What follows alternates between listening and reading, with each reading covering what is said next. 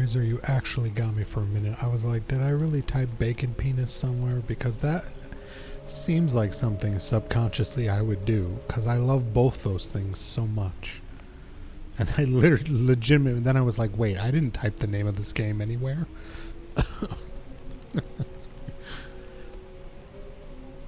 I should type it somewhere.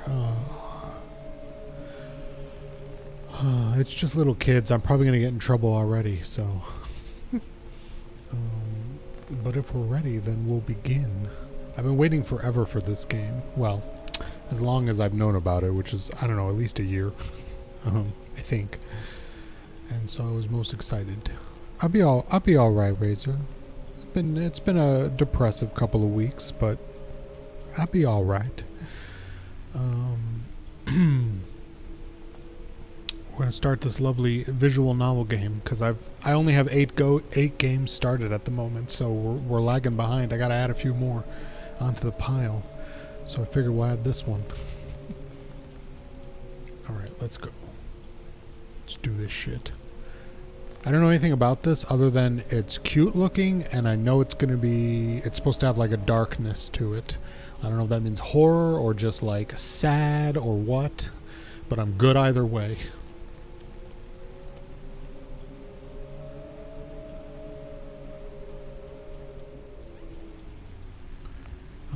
Do I need to click on the game? Why are we stuck? There we go. We were stuck. Dear reader, allow me to introduce you to my book. Though it might at first appear like many books you've come across, it is far from ordinary. You may, therefore, have some misunderstandings about its nature. The story that awaits you has not been fully told. In fact, its conclusion is not yet known, even to myself. It is in that way that my book is special. It is in that way that you are special. Without you, there is no story. Ooh, Chapter 1. Normal isn't what it used to be. This is a story about change.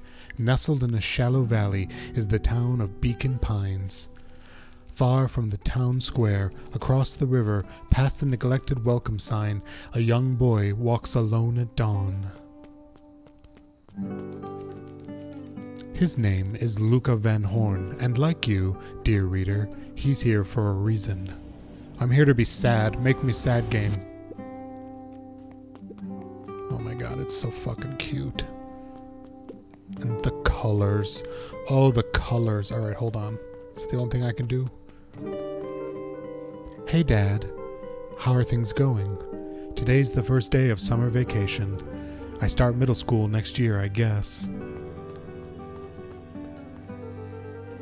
I was 6 years old when you died, and it's been 6 years now.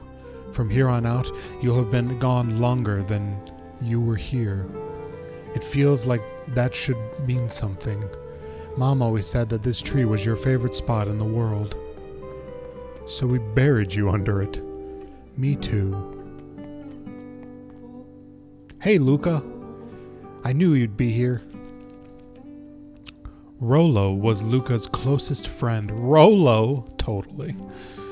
He possessed many fine qualities, but subtlety was not one of them. Well, after I banged on your door till your gran answered, and after I checked the pond and climbed up to the treehouse, then I knew I'd find you here.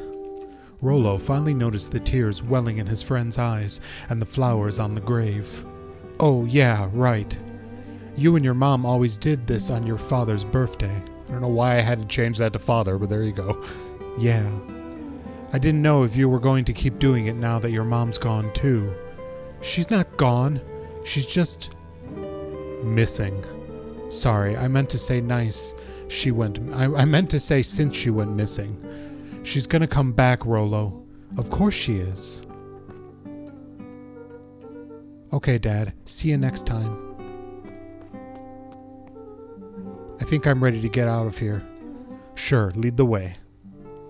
Oh my god, me and my best bud Rollo. Oh my god, we prance. Oh my god, we prance. And we sneeze and we tickle? Totally. Wonderful. I had a good feeling about you from the moment you opened my book. That charm is a very special thing, very special indeed. Keep hold of it for now. Its purpose will reveal itself soon enough. My tickle charm? Hell yes.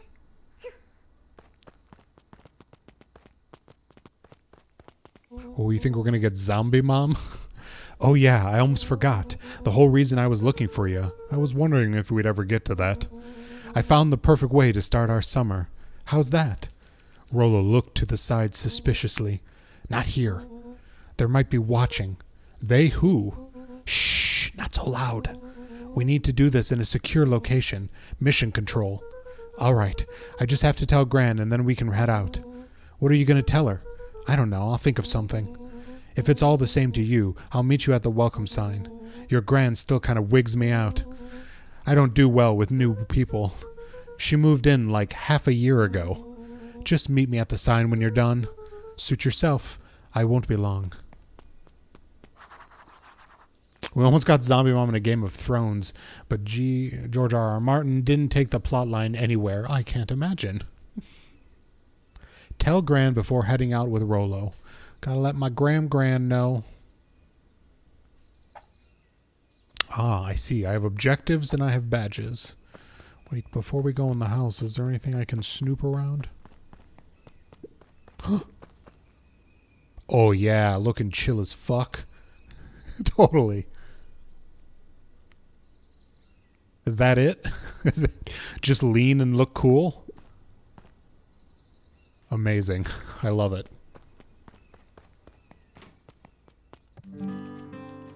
Dear reader, forgive me for this interlude. Remember that charm you found in the dandelion patch? There are more of those special charms to discover throughout Beacon Pines. They have been known to reveal themselves to those who are willing. Some of them can be found in this very house. More games should have cool leans. 14 has one. Since Gran had moved in, the house was more peaceful, more orderly, and more covered in flowery fabric.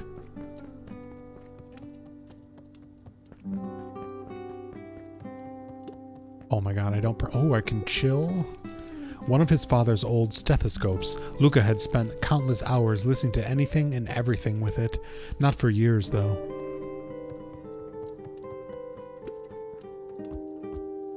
Hell yes. Chill as fuck. My parents are dead. I got a nice fire. All is right with the world.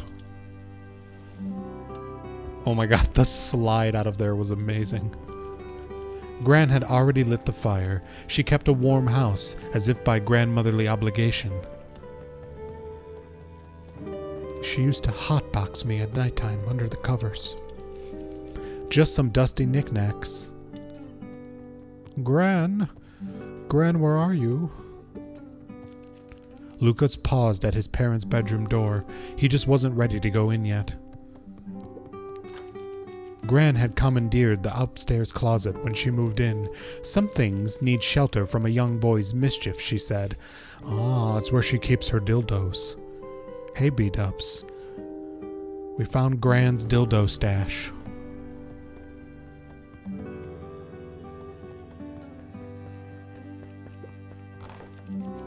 Luca tossed on his favorite old sweater. Even though it was the first day of summer, a chill still hung in the air. Oh, we're chilling.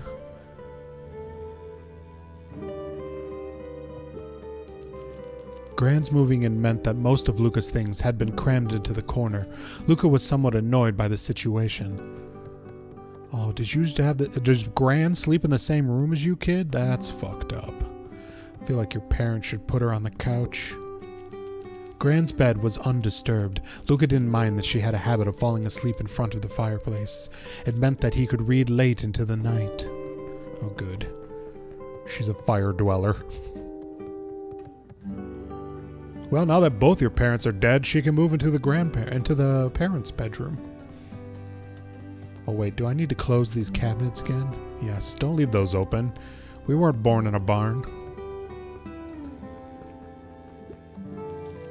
The only piece of furniture Gran had brought when she moved in was an old hutch.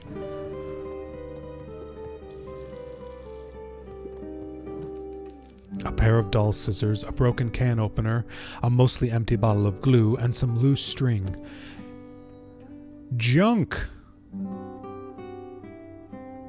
When I was his age, me, my mother, and grandmother slept in the same room. Oh, good lord. An array, I don't know what I'm talking about. I slept in the same bed with my mother till I was like 13 because I had horrible nightmares. An array of prepared meals crowded the refrigerator, each labeled with a day of the week.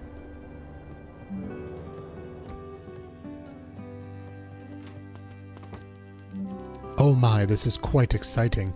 I am now certain that you are the one I have been waiting for all these years. You'll recall, I was a bit coy regarding the use of charms earlier. Excuse me, I tend to have a flair for the dramatic. You are about to encounter your first turning point.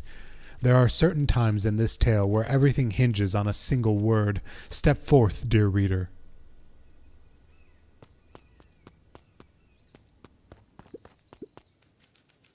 A beginner's guide to gardening laid open on the bench.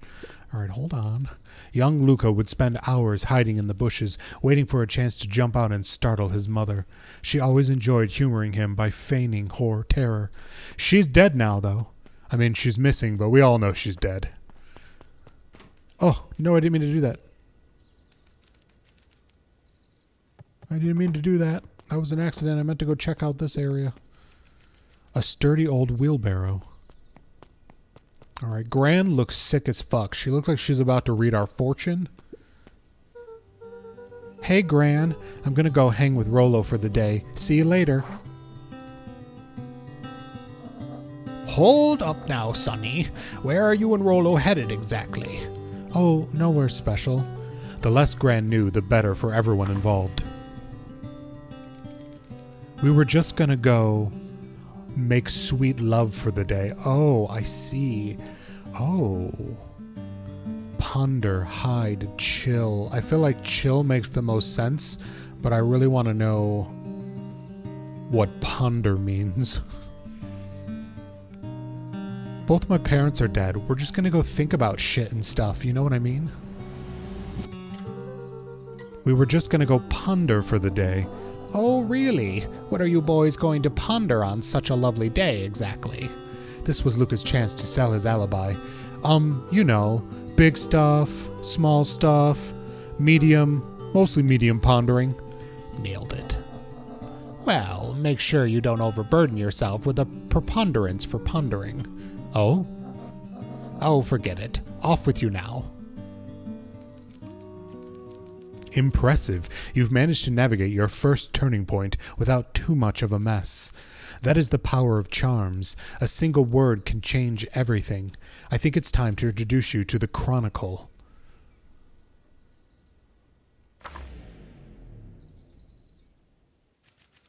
The Chronicle is a record of the decisions you've made. You can see the turning point which has been revealed.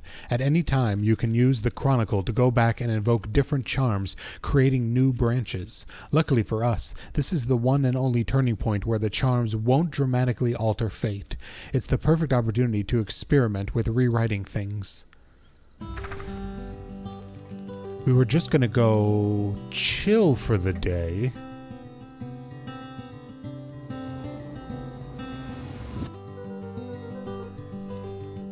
The best lies are built on truth. You boys are always in a hurry to do nothing. We stick to what we're good at. Well, make sure you're done chillin' in time for supper. Easy. Shoo shoo. Scram with you.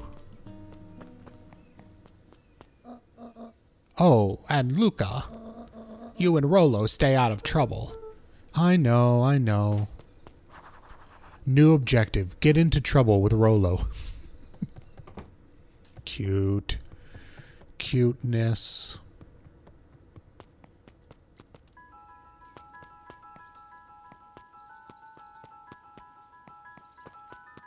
I want some of your pumpkin bread. Oh, he's got a tinkle. Come on. Woo! Dang it, Rollo. For a town that saw few visitors, the welcome was perhaps more grand than necessary. I mean, it's got some shit moss growing all over the top of it. You know the drill. Don't let anyone discover our secret path. Moonwalk.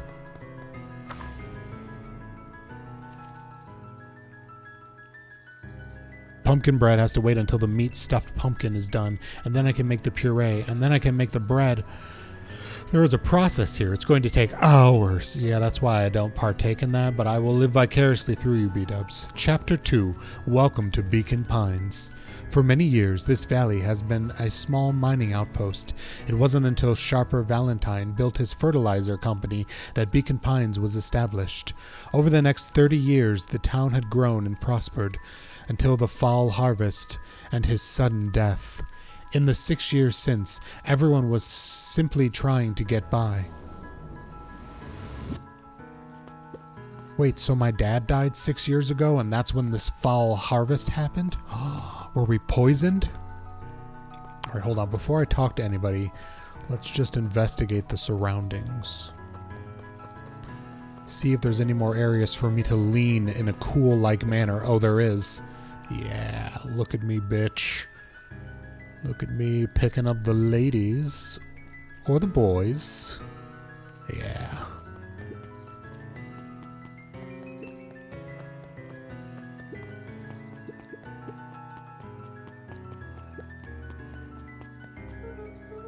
Oh, right. Rollo's waiting up at the treehouse. I wasn't leaving. I was just investigating. Okay, let's go talk to these people. From left to right. Sign dude, do you need some help? Nope. Oh, I can jump. Hey, Mr. Kerr. Hey there, Paul. Pal, excuse me. Wilmer Kerr was the CEO of Perennial Harvest Company. He had become a fixture around town over the past few years. After the failing of Valentine Fertilizer, the town was hungry to welcome a new source of employment. Excited for the big festival? Sure. Come on now, when I was your age, there was nothing more exciting than a town festival. The food, the music, the dancing. Sounds pretty alright. You're gosh dang right it is. I'm looking forward to letting off some steam myself. Make sure to invite all your little friends. I couldn't keep Rollo away if I tried. Excellent. Sorry, Luca. I've got to get back to the proverbial grindstone. Our harvest awaits, and all that. Oh no, the left side's a little low. Are we talking about your testicles or this sign? Sorry, young Mr. Van Horn can't talk now. Very busy with preparations. Mayor Augustus Valentine was not busy. Oh, sorry, Gus. How many times do I... It's Mayor Flustered, Gus instinctively loosened his tie. Keep up the good work. I must briefly attend to a concerned citizen. Huh? It's nothing. Keep at it. All right. What can the mayor of Beacon Pines do for you today? Oh, just saying hi, I guess. Well, good day to you, young Mr. Van Horn. Totally. I'm gonna wake up the sleeping pig. Hey, Mr. Sinclair! Mr. Sinclair continues snoring and lifts one eyelid just enough to see who it was, a tactic he often used to avoid undesirable conversation. Yoo-hoo, Mr. Sinclair! Ah, don't you see I'm sleeping, boy? How's the napping today? Crummy as always. Used to have a perfectly nice view from here, till Perennial Harvest put that monstrosity of a building in the way.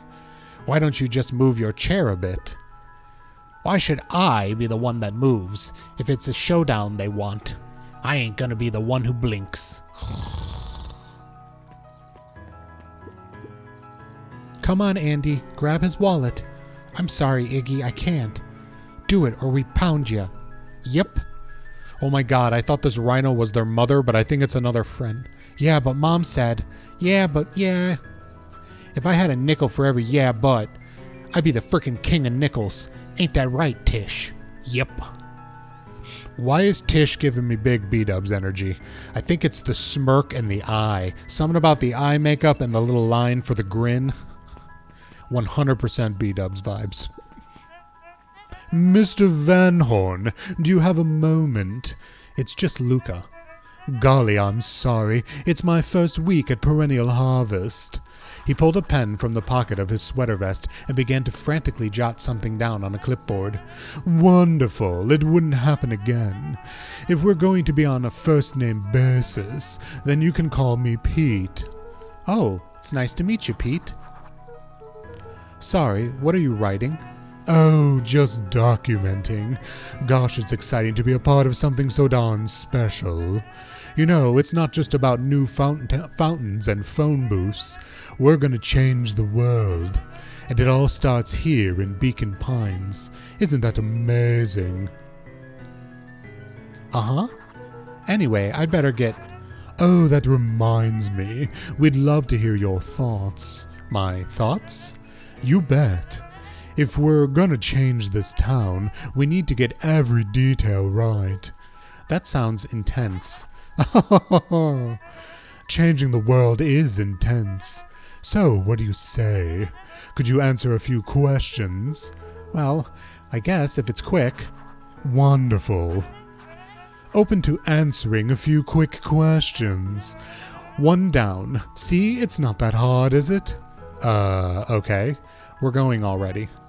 Question number 2. What is something you love about Beacon Pines? I've never really thought about it before. Perfect. It's the only place I've lived. See, that wasn't so painful. Pete stopped scribbling and glanced up from the clipboard. What is it? I guess not. Huzzah! Our first 3 questions answered in record time. Are you literally writing down everything? Thank you so much for your time. I need to process these answers. We can save the rest of your thoughts for later. Okay. Our harvest awaits. Ta-ta. Pete. He is a red panda in a waistcoat. He's adorable. I love red pandas. Oh, now we got a puppers who's fishing. All right, before we talk to the puppers, gotta investigate. Oh no, I didn't mean to do that. Scary sign. Mission control. Authorized personnel only. Hey, Jetson. Is the line playing any tunes today? No bites this morning, I'm afraid. Come to think of it, I can't remember the last time I reeled one in, but hey, it was never about the catch. This is where I come to think. Yeah, that's what my dad used to do here. That reminds me, if you ever want his chair back, I've taken to standing recently. Keeps me from falling asleep at the reel. If you don't mind, I think it should stay. Not at all. An empty chair makes for a great listener. Your dad's dead. Oh my god, the prancing. I love the prancing. The boys had a good thing going. As long as they kept old Jeff happy, they had an endless source of precious materials to add to the treehouse. We all need to prance more, B-dubs. After Luca's father had passed, Rollo became obsessed with them building their own Hank atomic star scraper. It was some time before Luca realized it was Rollo's way of keeping him occupied. Oh yeah, I can chill as fuck again. Alright, I'm gonna take a drink.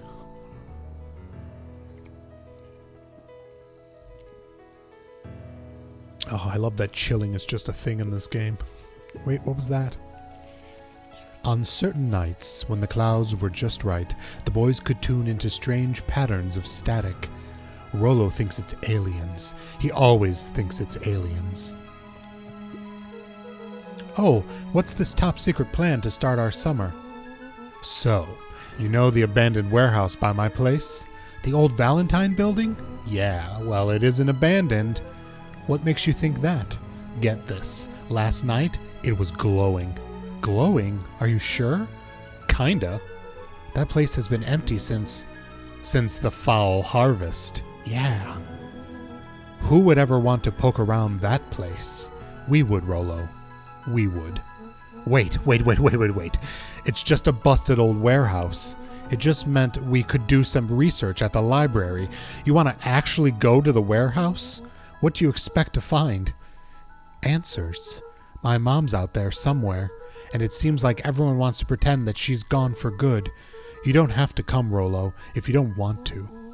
Luca, remember that time I sort of accidentally burned down the chicken coop and you jumped in and said it was your fault before my pa throttled me? This is a flamin' chicken coop sort of deal.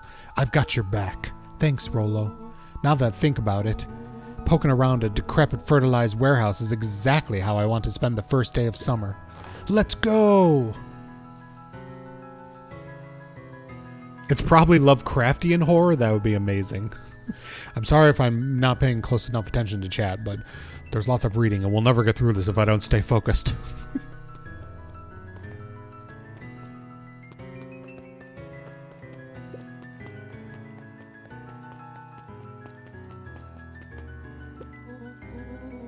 I'm just catching my breath a bit.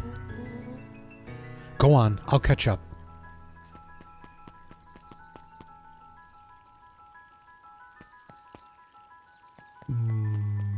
Can I go to town hall? Oh my god, my jumping. Oh, my jumping. Ooh, a chill spot. Yes. I hope if I chill everywhere that you can chill, I unlock a special chill ending. Alright, Razor. Good night. Luca could see the morning regulars nestled in their booths at the early bean. Where do these stairs go? Ooh, look at this rooftop deck. That's down on a roof. Look at this back porch deck. Piper? Oh, hey, Luca, what's up? You know it's summer break, right? Of course. And it's like the morning. Correct. And you're studying? Like they say, the early bird gets the proper education required for a successful and fulfilling career later in life.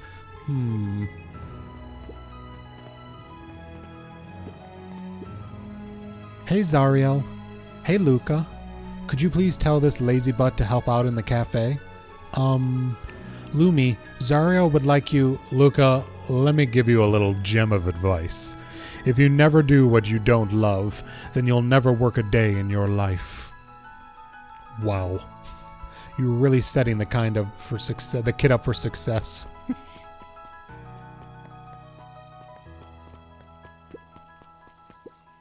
Hey, Mrs. Nelson. Morning, Luca. Any big plans for the summer? Not really. Heard anything about the old fertilizer warehouse? Any strange happenings? Can't say that I have. Either way, a dusty old warehouse is no place for a young boy.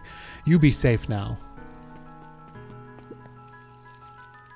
Miss Hatch could often be found near the fountain, too absorbed in a book to be distracted. The two wandered down the wooden path, unaware of the danger ahead. Oh, this is getting good. This is some good shit. Holden Wilder ran the local paper of record, the Beacon. Hey, Mr. Wilder. Morning, Luca. What's the day have in store for you? I was wondering if you heard any news about... News? The Beacon knows the news that needs knowing. Any news about the old fertilizer warehouse? Nope. Oh. Rollo thought he saw some lights there last night. Rollo ought to be careful poking around that part of town. The winds of change are a-blowin', and change is a dangerous animal. Ooh. Sick.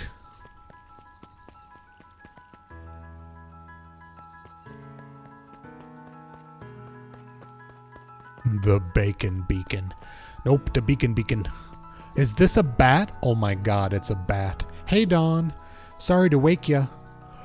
Oh my god, she's fucking adorable. Look at the little bat girl. No problem, it comes with the job. Dawn had dreams of becoming a big-time reporter. At night, she searched for the story that could be her big break. By day, she hawked papers at the newsstand. What's up? Rollo said he saw something strange going on at the warehouse. You know anything about that? You might say I've heard some things. I'm working on a story about it right now. So what's going on? Can't say quite yet. I still need to follow up on a few leads. Keep me in the loop, okay? Sure thing. Things seem to be quiet in town today. Yep, everyone is preparing for the festival. Should be back to normal tomorrow. Catch you then? Catch you then. Oh, and Luca? I'm really sorry I haven't been able to find out anything about your mom yet. I'm just grateful that you tried. I'm still keeping my ears up. Oh my god, she's so fucking cute. Best character yet. Last Chance Diner. Guess Mrs. Fratelli is getting ready for the festival.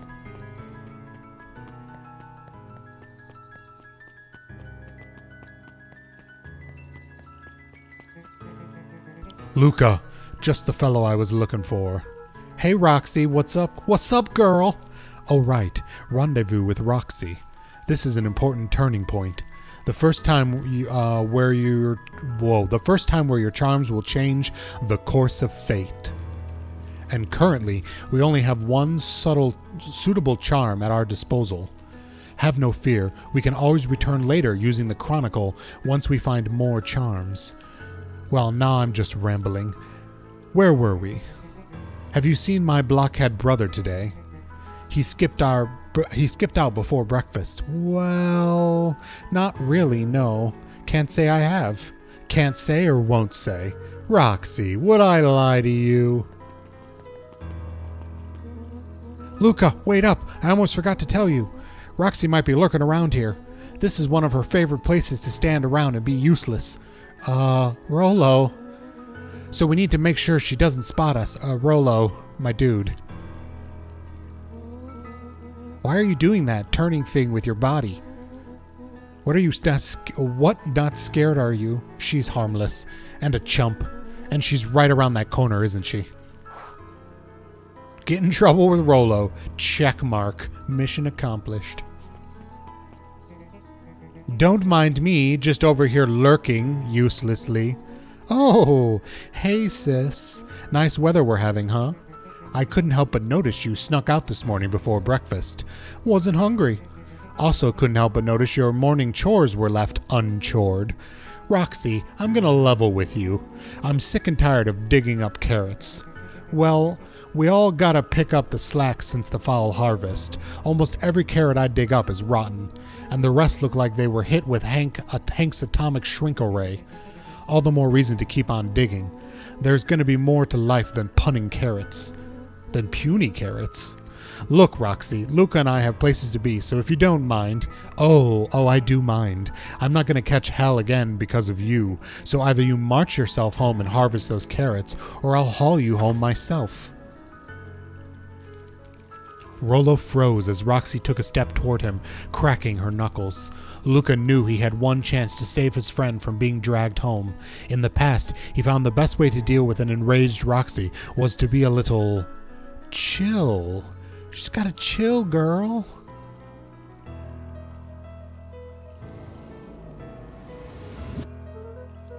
Come on, Roxy. It's the first day of summer. The sun's shining and we just want to take it easy.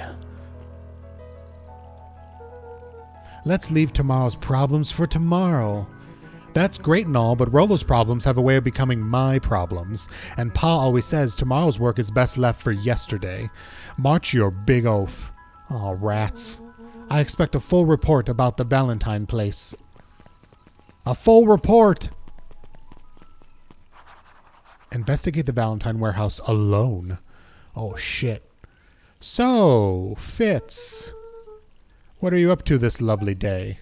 Nope. Cool.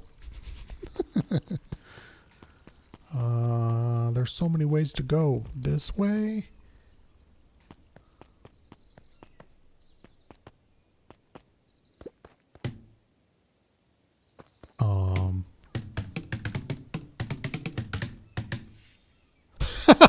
Totally. Oh my god, that was worth it. Can I get these bananas? Hey, Griffin. How's the ice cream gig going? Not great. It's still pretty cold out, and I'm in the business of selling cold. Statistically, more people eat ice cream in the winter than they do the summer. Just throwing that fun fact out there. I'm sure things will warm up soon. Mr. Tulliver's not at his grocery stand. He's preparing for the festival, I guess. Gotcha. I don't know. It's just a fun sales fact. I eat ice cream year-round, so I don't know what the fuck those people are doing in the summer.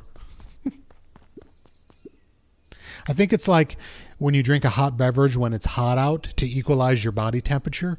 If you eat something cold while it's cold out, you'll equalize your body temperature. Hey, Bert. Hi, Luca.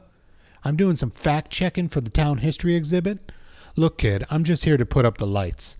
But did you know, when the town was founded there were only 7 citizens, and they all worked for a mining company. And there was only one dirt road leading to town. And there still is only one dirt road leading to town. Oh, right. All right, did I do everything? I want to smack this watermelon some more just because it was fun.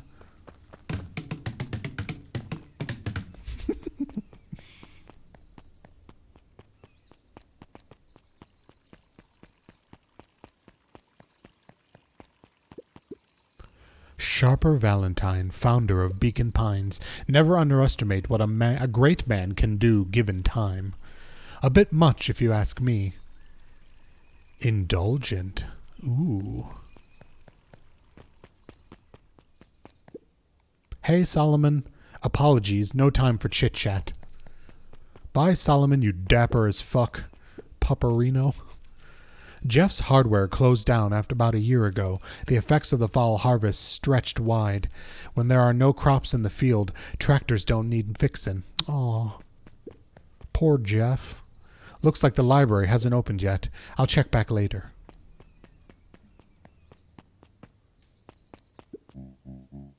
Luca, my boy, hold up a tick. Oh, hey, Mr. Nuncreed. Nuncreed, there's a name. It was just on my way, too. I just sold the last jar of your grandmother's preserves. Can't stock the shelves fast enough, turns out. Hey, that's great, but I guess Juniper will just have to swing by with more of her lovely jam. Uh-huh. Well, don't let this old man slow you down. You just remind her that she still owes me that dance. A promise Gran regretted the second it was made. Will do.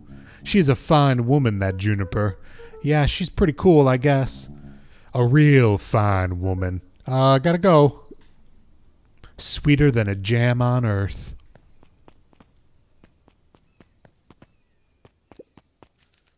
The phone booth was brand new, part of Perennial Harvest's Beacon Pines Reborn initiative.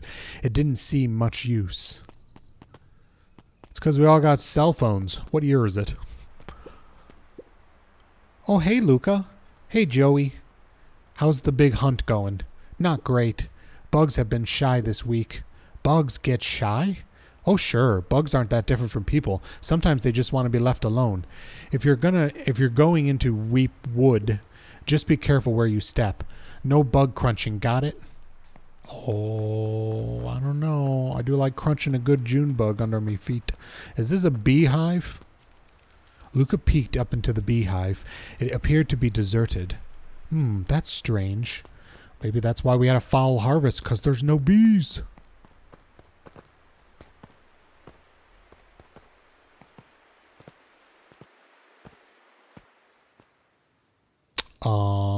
Is this the spooky place, or am I going into the woods? The path led into a small hollow at the edge of Weepwood. Okay, no turning back now. No, I want to turn back. Caution, electrified fence. Is that sign new? The fence thrummed with a gentle electric buzz.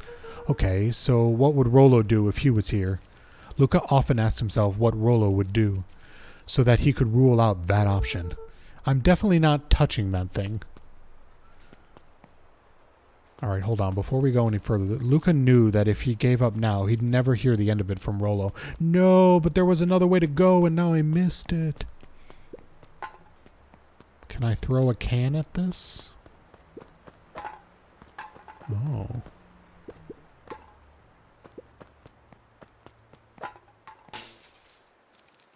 As sparks flew from the fence, the light atop the section shut off.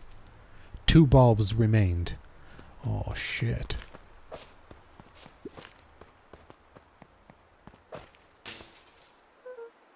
That's 2. 1 more to go.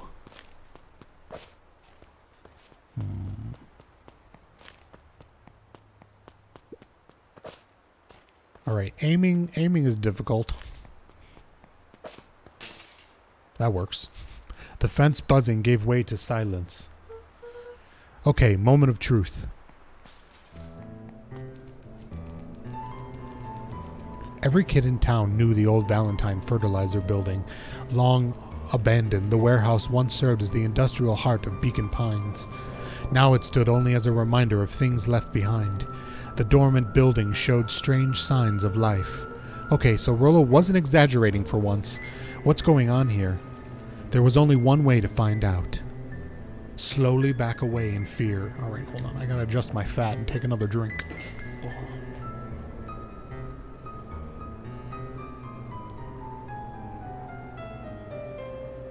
Ooh, somebody text me. Who text?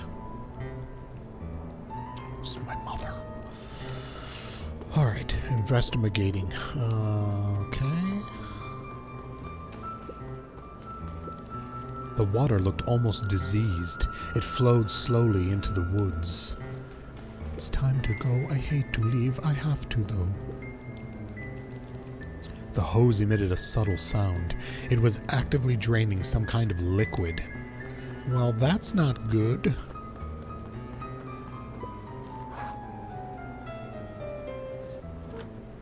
Locked.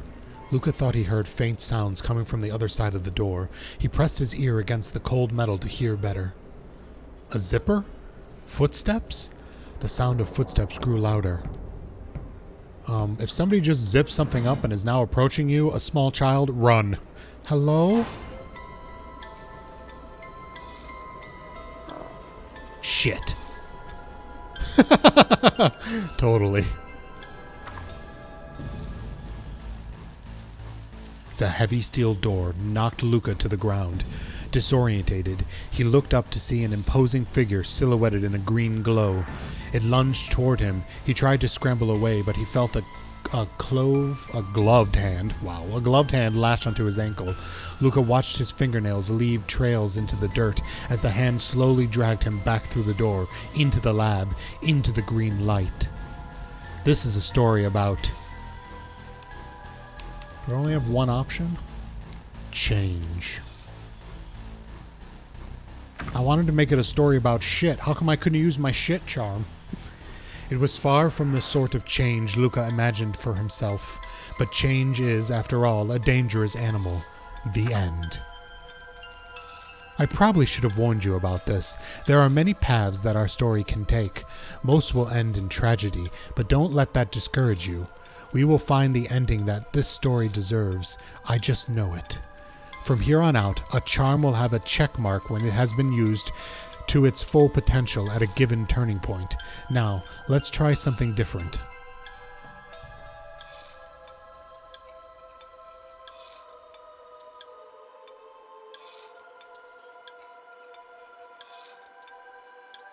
Alright, so we gotta go back to the rendezvous with Roxy and tell her we need to take a shit?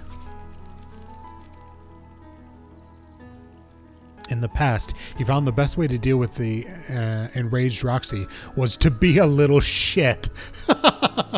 Totally.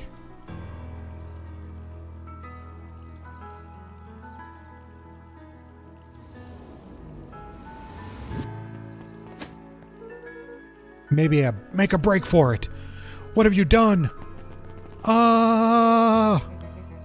Did that little shit just kick me? Run all you want, little twerps. You gotta come home eventually. Oh my god, totally.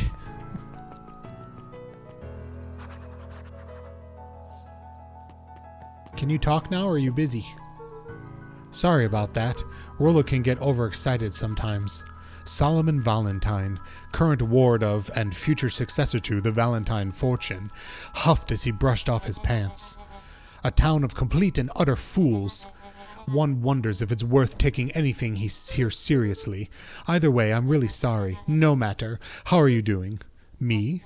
Yes, with all the business about your mother and whatnot. Oh, I'm getting by. Still no word from her at all? No. That is truly a shame. Aww. Your grandmother has taken residence to keep house. Yeah. And how is that going? We mostly stay out of each other's way. You make it sound like she's rarely at home. It's not like that. She just has a lot to do.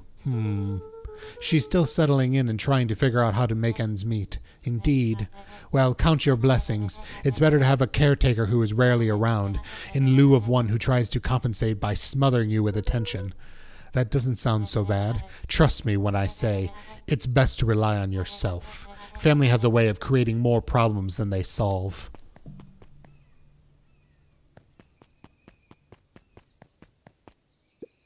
Solomon trifled a gesture toward the approaching heiress Valentine.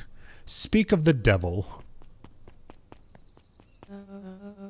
Do not wander off like that. I'm much too busy to be looking all over for you. Apologies, heiress. I was just taking a stroll through the town. Strolls are for commoners. You're a Valentine now. I want you to be present for the construction of the History Museum. The future of this town relies on its ability to remember our family's great past. Of course.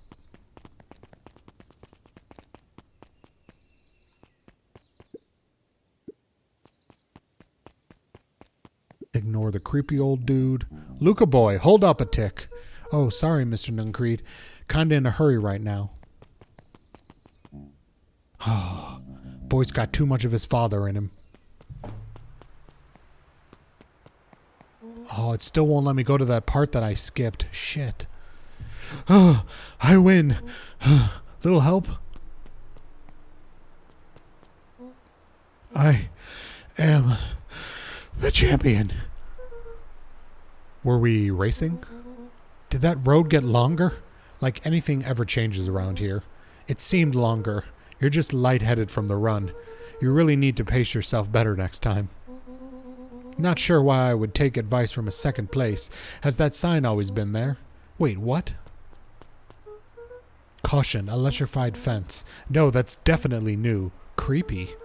How are we going to get around an electrified fence? Don't worry, I've got this. Oh, you fucking idiot. Why did you do that? Pa always says you can figure out what the plan was when you're done. Great. What now? Well, I did my part on establishing that touching the fence is bad. I'm sure you can handle it from here. I'll supervise. From a safe distance. Alright, I'm just going to huck some more of these berries at it. Whoa, you're a genius. Well, that and I've already been here before. I think that did it. Luca, you never fail to impress. As the glowing windows of the old warehouse come into view, Rollo began to bounce excitedly. Check it out! Dang, Rollo, you weren't exaggerating for once. Was there ever any doubt? This definitely needs investigating. Good thing 2 ace detectives are in the case. This is bizarre. This is awesome.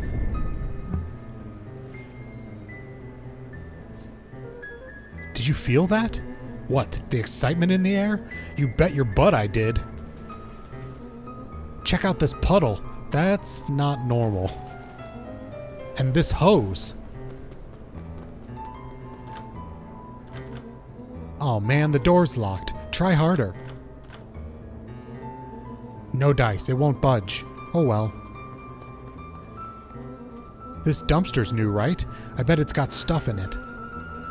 I can't really see what's in here. Who did all of this? My nose is itching. I think I smell some treasure. Are you sure this isn't the hazardous waste? Just help me get in. Rollo.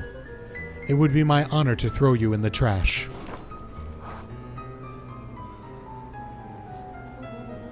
Come on, Lady Luck. So, what's in there? Let's see. There's a squishy bag of squish. Wow. A good inch of stagnant sludge. Your natural habitat. Wait, hold the phone. Hold 2 phones. Check these bad boys out. Oh, are those walkie-talkies? Just like Hank Atomic Communications. Do these actually work? Ground command to Hank Atomic. Hank, do you read me? This is Hank Atomic. Ground command, you're coming in 5x5. How are your vital readouts, Hank? It's getting a little stuffy in here. Requesting assistance for evac. Help is on the way. What was that? Someone's coming. Give me your hand. I'm trying. My hands are covered in squish. Scoot over. I'm coming in.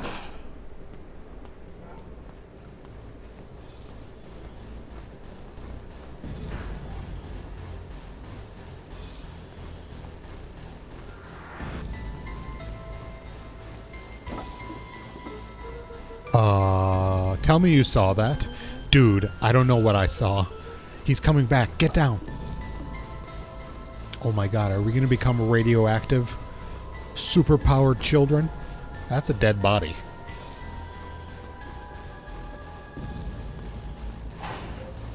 The boys are petrified under the weight of the bag. Oh god, tell me that's not what I think it is. Luca, do you know what separates run-of-the-mill detectives from ace detectives? A ridiculous hat? When the chips are down, ace detectives dig deeper for clues. Rollo felt around at the large sack which buried them. Aha! He snapped off a tag from just within a small zipper opening in the bag. It's some sort of badge or something. What's it say? Rollo held the badge up to a faint shaft of light within the dumpster. Dr. Prescott, Deep Engineering. It's a name tag. Who would throw away a bag full of slimy old name tags? I think it's just one name tag in the bag full of something else. Oh, okay. I think we should make a break for it. Stay calm. This is no time to panic. I'm not panicking. You're panicking. Rollo, calm down. You don't have to squeeze my hand so hard. Dude, I'm not holding your hand. Quit messing around. What other slime-covered hand could be in here? Ah! Ah! I'm beginning to see the benefit of your run-for-their-lives plan. Right, we've clearly established that I'm faster than you, so I'll go first. Why not go together? Flamin' chicken coop, Luca. I'll make sure the coast is clear. After I go, count to 100. If you hear me, yell, run. If you don't hear me, yell, run. Actually, either way, haul ass. Rollo, I'll give you credit. You sure found an eventful way to start out the summer. It's what I do. Well, here we go. Here goes nothing. Luca sat in the dark, tracking the sound of Rollo's footsteps as he ran. 1, 2, 3. He pressed his ear to the dumpster wall, straining to hear Rollo's footsteps as they faded away. 15, 16, 17. He tried not to think about the contents of the dumpster as he counted. 35, 36, 37. The thick stench made it hard to breathe. Screw it, that's long enough. Luca carefully lifted the lid and peered out. Nothing. No sign of Rollo, no sign of the man in the yellow suit. Time to haul ass, Luca clambered from the dumpster, stumbling to his knees. He was up like a shot and running, sprinting toward home as fast as he could. Beacon Pines flew by, blurred by the tears that welled up in his eyes. He wouldn't remember getting home at all that night, throwing his front door open, storming up the stairs to his room, and surrendering to sleep almost as abruptly as he hit his pillow. Chapter 3. Finding a Friend. Oh shit. Is our Rollo dead? The next morning it was quieter than usual at the breakfast table. Only the sound of silverware and chewing interrupted the awkward silence. I finished jarring a mess of jam last night. Uh-huh. So that'll need to be delivered to town today.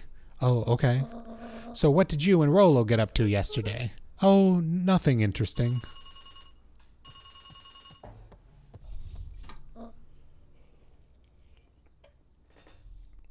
Hello? Ooh. How do you redact a phone call? Calm down. No, of course it was the right thing to do. Start gathering folks. I'll be right there. Are you sure there isn't anything you want to tell me about yesterday? Anything I want to tell you? Not really. We just sort of ran around a bit. Gran's brow furrowed. She let out a long sigh. Her voice was quiet and even. I have to go take care of something. You are to stay in the house for the day. Under no circumstances are you to leave. What? If I am not back by dinner, there's stew in the icebox. But nothing. You are to stay here, understand? Yeah. Say it. I'll stay here until you get back. Good. Yeah, Rollo definitely went missing, and that was their concerned parents calling to say they never came home. Well, that was strange.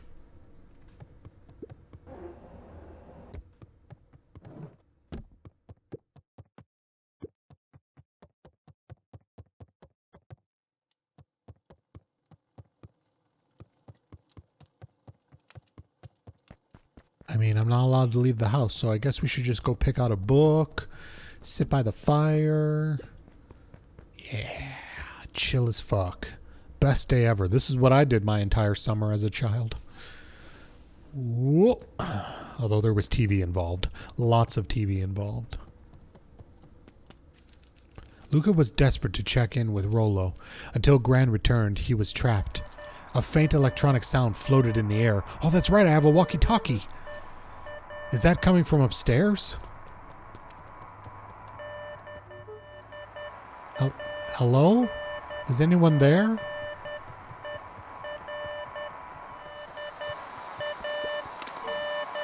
Hello? Rollo, is that you? It's Morse code.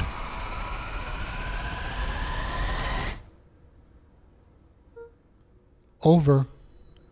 Strange. Luca glanced at the now silent walkie-talkie. He wasn't sure what to think. Who's knocking at my door? I wasn't told specifically not to answer the door, even though I would never do that. I don't even do that as a grown-ass man. Oh, hey, Roxy. If this is about me accidentally kicking you yesterday, is Rollo here? No. Look at me, Luca. This is serious. Is Rollo here? No, I haven't seen him since yesterday. Rollo didn't come home last night. What? A pit formed in Luca's stomach. Where was the last place you saw him?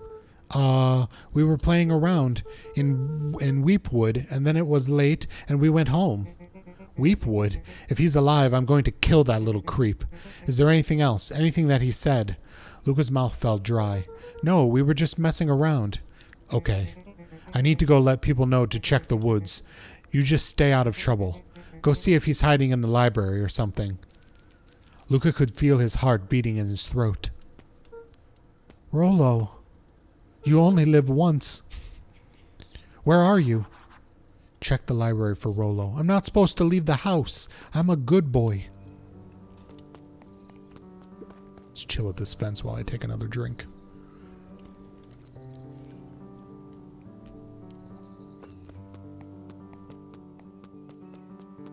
Oh, didn't know there was a path this way.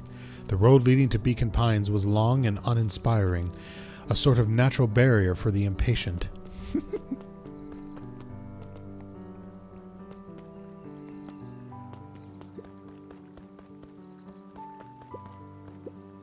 Hey, Bert. Have you seen Rollo? Nope. Though I've mostly been taking the clipboards. Talking to clipboards? They're setting up lots of stuff for the festival. This one said he had to process some answers. I told him that was fine. I'll wait right here until he gets back.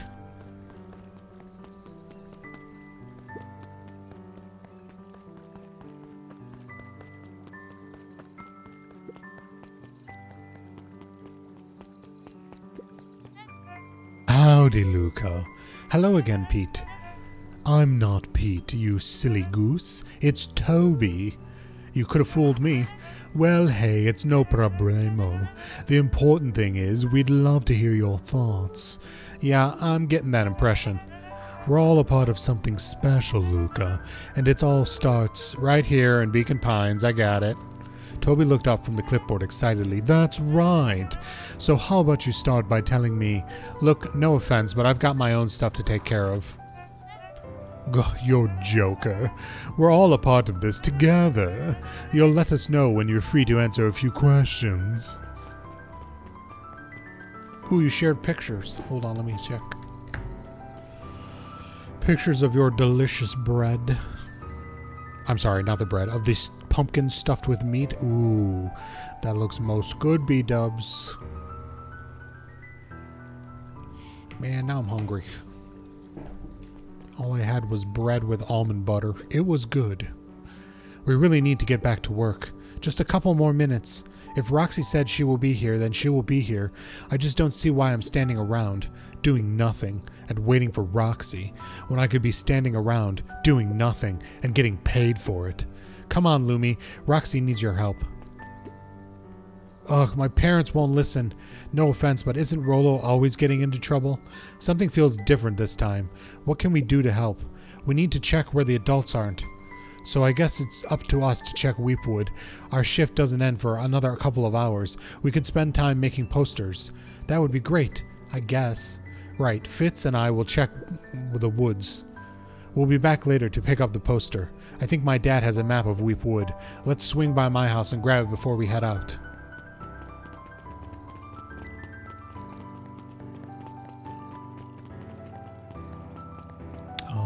Where the fuck was the library? I remember seeing it. Oh wait, it's this way. It's where the creepy old dude was. Oh, but there's new characters here I need to talk to. Last Chance Diner. What's this about a missing child? I must stress that the situation is completely under control. I just all seem so terrible. And, are you sure there's nothing we can do to help? Nonsense. Young Mr. Cotter will turn up safe and sound. I am certain. You just focus on settling in. I trust my sister has supplied you with suitable lodging. Oh yes, Miss Valentine has been more than accommodating. We were just telling our daughter Beck that. Now, where did she run off to? I can't talk to them anymore.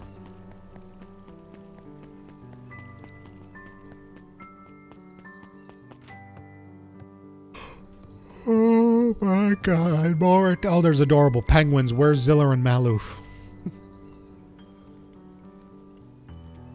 Oh, the gobs I've eaten. A salad-centric travel guide for the mildly adventurous. Yuck. Salads are delicious. Sally Seashore's simple succulent sundries. Luca brushed off a smudge of dust, or maybe it was flour. 30 recipes so easy, you'll doubt it's even edible.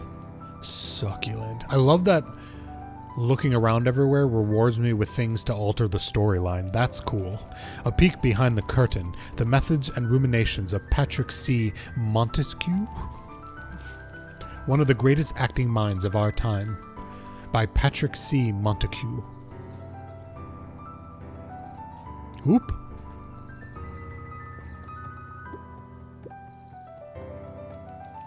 There were rarely any actual new additions, simply a variety of exciting content rotated into the front display every week, not fooling anyone. Who's this puppers? Hey, Jace. Oh, hey, Luca. Did Rollo come by? No. I was actually surprised. He's usually here early on days when a new issue drops. Rollo's the biggest Hack Atomic fan I know. Besides myself... Hank Atomic. Have I been saying hack this whole time? Besides myself, that is. Well, if he does swing by, tell him to meet me you know where. I don't know where. No, he knows where. Oh, roger that, Space Cadet. The bottom corner shelf was a dusty array of thick science books. Only one binding was clean enough to read. Cellular Biology and the Chemistry of Mitosis. Boring.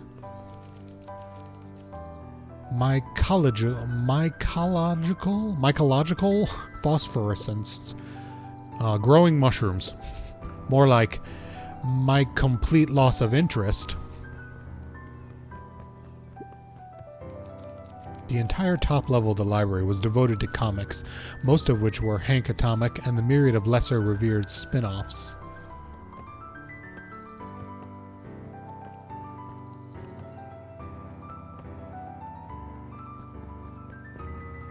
Mushrooms are fascinating. Kato volunteered at the library during the summers. He wasn't very social, so he'd dedicate each summer to becoming an expert in a single subject, making him a reliable source of very particular knowledge. If you were to ask Kato something he didn't know, he'd escape into the dusty old bookshelves and return with just the right thing. Hey, Kato. Kato was lost in his reading. Luca crocked his neck to see the title, Introduction to Melitology. Ugh. Oh, hey, Luca. You snuck up on me. Good book? Don't know. Just started it. He gestured to the shelves. I'm really running out of books I haven't read yet. So now it's on to the wonderful world of bees.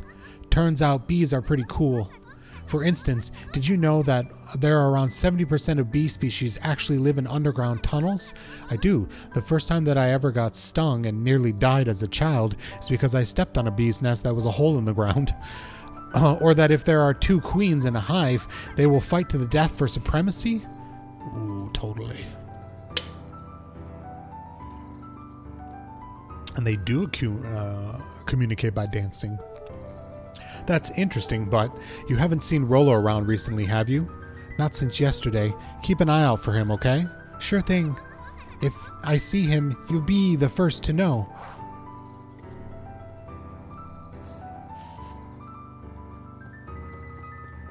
Can I snooch behind you and check in that room? No, I cannot. What sort of monster puts candy behind a locked door? Oh yeah, Mr. Nuncreed works weird hours sometimes. Of course he does. How about you? When do I work? No, what's your name? Luca Van Horn. You new here? Yep. Not my choice.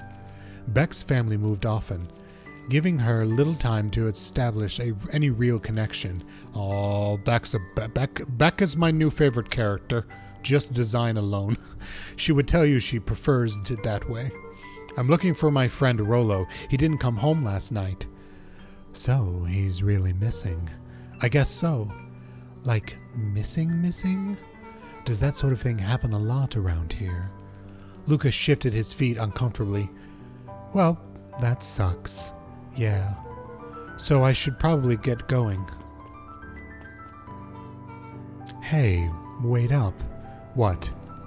Beck pulled a coin from her pocket. I'm coming with you. What? So says the unlucky penny. Unlucky? Yep. Well, technically it landed on heads. Leave this kid to find his friend alone. But I always do the opposite. Oh, that's kind of like me and Rollo. I guess Rollo is my unlucky penny. That settles it. A person should never be without their unlucky penny. Let's go find him. The name's Beck. Pleasure to meet you, Beck. I suppose I could use some help. Try to keep up. Yes, Beck is a badass. The phone booth was brand new. Oh yeah, we've already read all this. We know that shit already. Oh no, they boarded it up. Dang, they boarded up the way in.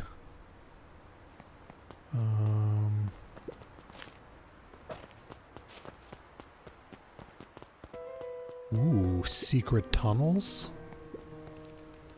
Luca felt a chill as he approached Beck. Her eyes were locked on the strange green liquid. The nearby grass was coated in a fine layer of frost. Is this sort of thing normal around here? Because puddles of glowing ooze are definitely not what I expect from this place. I have no idea what that stuff is. Well, the next obvious step is science! And what does science suggest? Poke it with a stick. Luca watched as Beck dipped a broken tree branch into the goo. Beck's eyes widened as flowers grew from the dead wood. First small buds, which quickly bloomed into vibrant petals. What the? Cool. As quickly as they had grown, the flowers began to shrivel and turn gray. Beck dropped the stick with a grunt of disgust. Okay. So the science tells us this gunk is weird as hell. Uh-huh. It seems dangerous. Hey, Tish. Look what the cat dragged in. Yup. I don't have time for this right now, Iggy. Aw, didn't say things like that. It hurts Tish's feelings. Ain't that right, Tish? Yup. She looks fine to me. Why, hello. I don't think we have been properly introduced. Iggy's the name. This is my compatriot, Tish. Yup. You've probably heard of us. Can't say that I have. I'll forgive you just this once, on account of you being new around here. Why would you hang out with this dud? Oh, he seems pretty all right. Iggy, why do you have to be so... you? He has even told you that his parents skipped out on him? Shut up. It's true. They got tired of having such a pathetic kid and left him. Iggy, I'm only gonna say this one time. Don't talk about my family. Well, look who's grown a backbone now that a girl's around. First his pop croaked, then his mom's finally couldn't take it anymore and bounced. Iggy took a step towards Luca, his sneer lit by the glowing puddle. Beck could see tears welling in Luca's eyes, his fists clenched. Some things about Beacon Pines were very different from the city, but a bully from a hayseed town is really no different from a city bully. Beck took a deep breath and thought, well, time to bust out the... I want to bust out the slap. I have a slap in my inventory. Oh man, I think Tickle is more fun. I want to see what Strange is, but I think Tickle is more fun.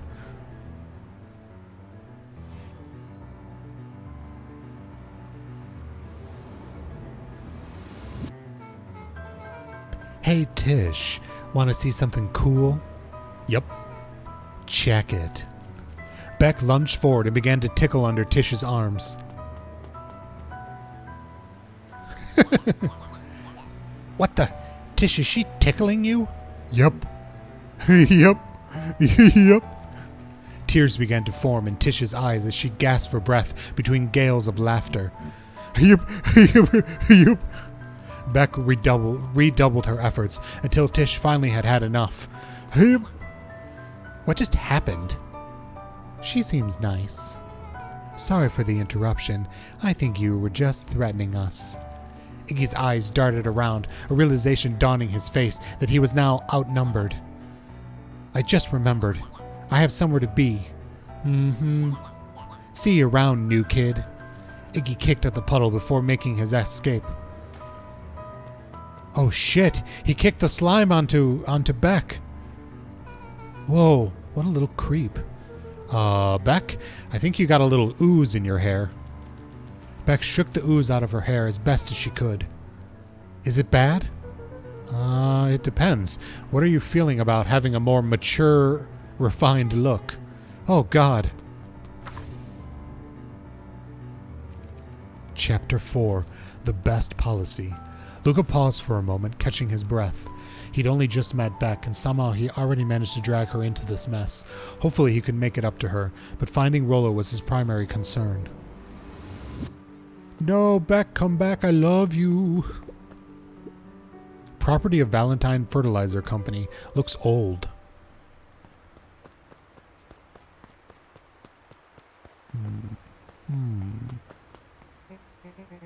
Luca, what the hell are you doing out here? And why did a kid with gray hair just run past us in a panic? Roxy and Fitz looked drained. It was clear they'd spent all day searching. That's Beck. I don't care who she is. What happened? We were just helping look for Rollo. Luca, I need you to start telling me the truth. Roxy's temper could often be dismissed as the impatience of an older sibling, but this was the most intense Luca had ever seen her. Her eyes were wild and unfocused, looking straight through Luca. We're running out of time. In a torrent of rambled words and tears, Luca broke down. Rollo and I weren't just playing in Weepwood yesterday. We were investigating lights at the old Valentine warehouse, but someone was there in the strange suit, and we hid in the dumpster and had a heavy bag drop on us, and I think it was a body. And so we ran, but we got split up, and I ran home. And it's all my fault, and now my best friend may never come back. Wow. Just wow. Roxy, still exhausted and angry, softened briefly as her eyes hunted the ground in thought. With a determined sigh, she looked up at Luca. It's not your fault, Luca. Rollo's gonna be okay, I promise. Roxy drew herself up. I'm gonna fix this. Luca, go home. But I want to help. This is too dangerous for a kid. I can't just sit around. I have to do something. Roxy tried to think of the safest place to send Luca. You go back into that little treehouse you two like to play in. Wait there in case Rollo shows up. Sound like a plan? Luca wiped his cheeks and gave a quick nod. You did the right thing telling me the truth. Now scoot. Do you really believe his story? What other option do we have? Things have been strange around here leading up to the festival. My dad has been acting weird lately. Well, weirder than normal. Looking into the puddle, Roxy rubbed her hands to warm up. Why is it so cold here? This place gives me the willies. Wait at the treehouse in case Rollo shows up. Got it. I'm going to take one of these with me because I can.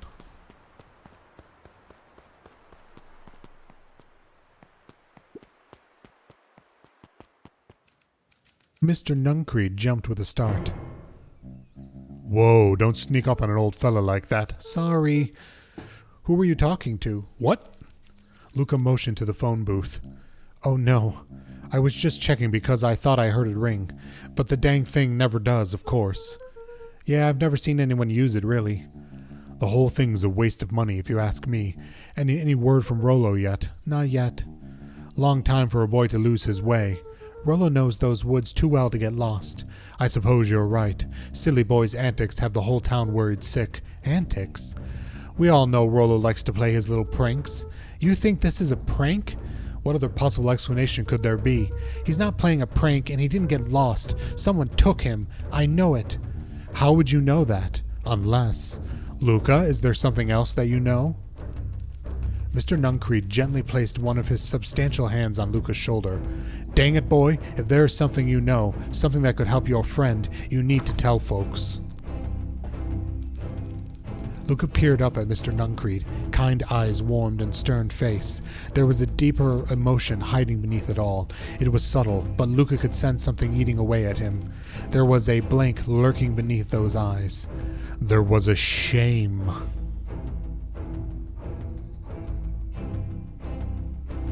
A deep sadness. If Mr. Nuncreed was that worried about Rollo, maybe he could help. Yesterday, Rollo and I were messing around at the old Valentine warehouse. Mr. Nuncreed raised an eyebrow. Both of you? You were with Rollo when he went missing? Not exactly. I was hiding in a dumpster. The dumpster? What were you doing in there? At first, we were just looking around. Then someone in a strange yellow suit came and dumped something on us. We both got scared and ran. That was the last I saw of him. You got scared by some garbage? Well, that's why you don't go skulking in someone's dumpster. But it wasn't garbage. I think it was a body.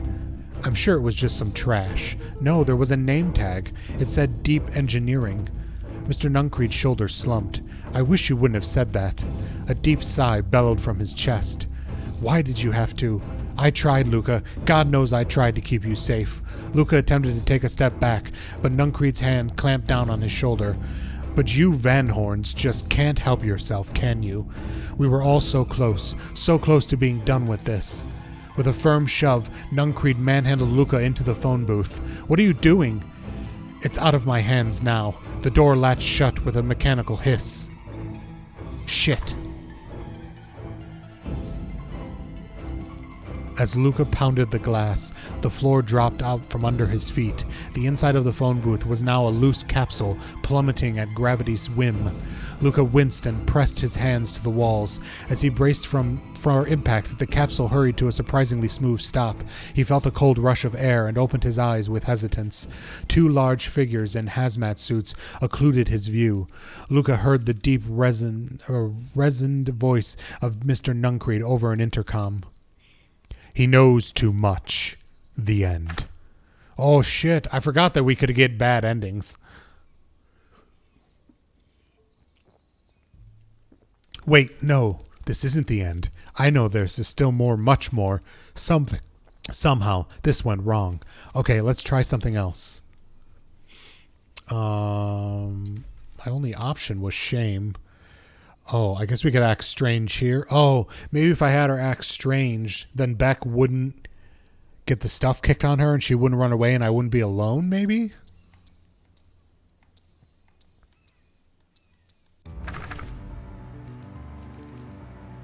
Beck took a deep breath and thought, well, time to bust out the strange.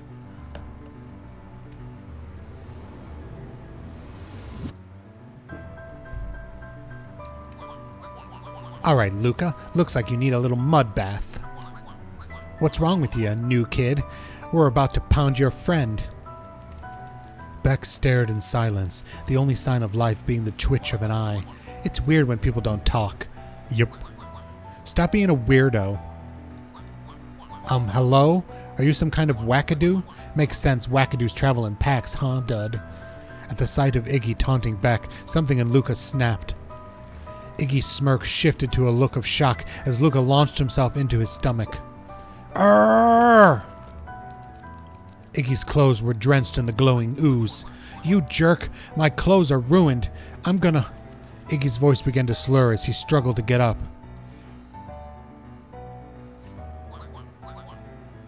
I don't feel so good. Health! I'm sorry, I just... Oh, shit. Yup. Totally, we like partially aged that child. Dude, did you see that shit? That was intense. Iggy's gonna be okay, right? Nothing about this seems okay. The person at the warehouse, this strange ooze and what it did to Iggy. Was Rollo caught up in all of this? We have to find Rollo. You took the words out of my mouth.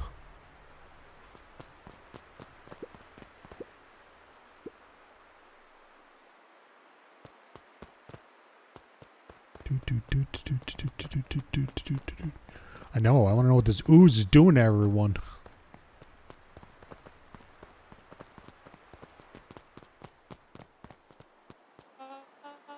Whoa there, little buddies. You startled me.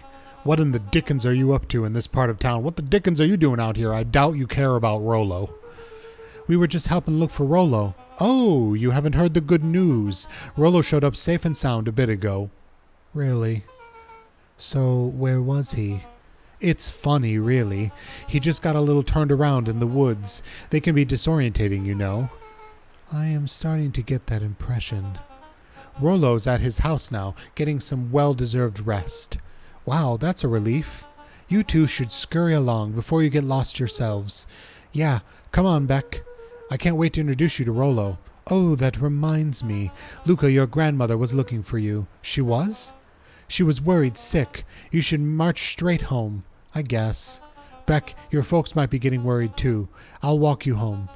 I need to talk with Nellie about work anyways. Beck glanced towards Luca.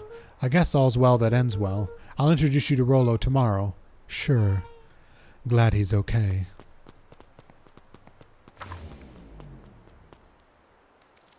Rollo was safe.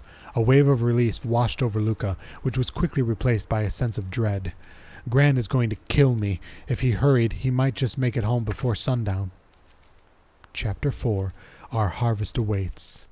Luca took a deep breath and gingerly opened the door, steeling himself from Gran's wrath. Gran? I'm home. Everything's fine. Gran? Gran, are you giving me the silent treatment, Gran? I know I wasn't supposed to go anywhere. I was just helping look for Rollo. She's not outside.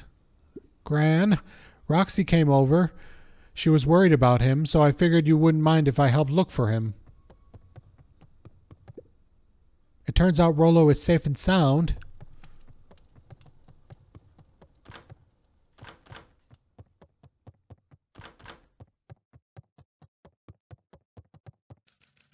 Luca was alone.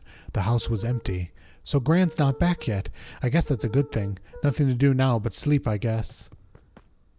Really? No dinner? You're not concerned that another one of your relatives has gone missing? Luca was sitting by the pond, listening to small waves lap across the rock. His father sat in a folding chair in front of him. Without turning, he spoke. Why don't you grab me some nice bait?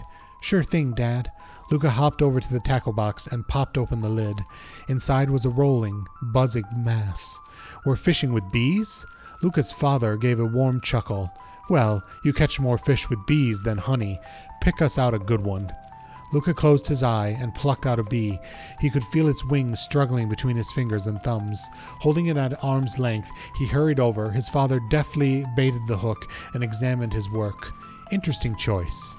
With a practiced flick of the wrist, the line buzzed in a graceful arc. The water accepted it without splash or ripple. The wrong choice, but I respect it. The pond began to freeze over.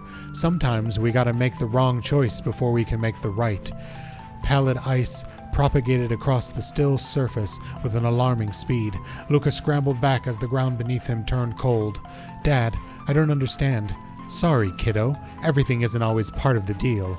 The relentless ice shot through the fishing line towards his father. Dad, look out! His father casually wound the line. None of it's your fault, you know. Never was. Dad, we have to go. Luca grabbed his father's shoulders, trying to pull him away. Please, you have to run. The ice cracked as it spread across his father's hands. That's the thing about fishing, Luca. His chest began to crystallize. You toss your hook in and you never know what you're going to pull out. A shock of searing cold ran up Luca's arm. He gave at one last desperate tug. The chair tipped backwards in a single frozen mass. Luca tried to stop the momentum, but it was too late. He watched the icy form of his father slam into the hard ground, shattering into 1,000 pieces that crowded around his feet. Dad! I don't understand. What does all this mean?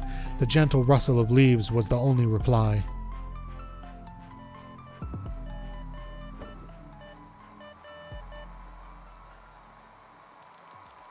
Luca's eyes struggled to focus on the walkie-talkie. Rollo!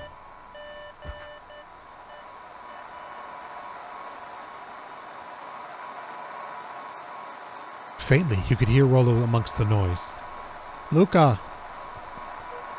Rollo, is that you? Luca! There? Rollo, it's the middle of the night. Luca, thank God! Listen, I don't know how long this thing will work down here. Down here? Rollo's voice was coming through more clearly now, but some words were still just static. Listen to me. Someone grabbed me yesterday. What? The man in the hazmat suit? It was... took me to some sort of... I think I'm underground. Underground? Are you okay? Kinda. They seems more interested in... for now, at least. Mr. Kerr said you made it back home safe. Kerr? No. Trust. He's... Hold on, someone's coming. The signal went silent. Rollo? Rollo, where are you? Luca held still, waiting for a response, his pounding heartbeat marking the passage of time. Okay, I think they're gone. It's getting worse. I can barely hear you. Rollo's voice began to fade. Losing signal. Not much time. Mission control. You need to... The treehouse. The treehouse. With that, the signal died for good. What was he trying to say about the treehouse? What's at the treehouse? The antenna. He wants me to use the antenna at the treehouse to get a better signal. Rollo, you're a genius. Luca grabbed the walkie-talkie and sprinted to the treehouse. Grandma is still missing. Luca heard a group of footsteps approaching. He dashed behind the bushes to avoid being spotted.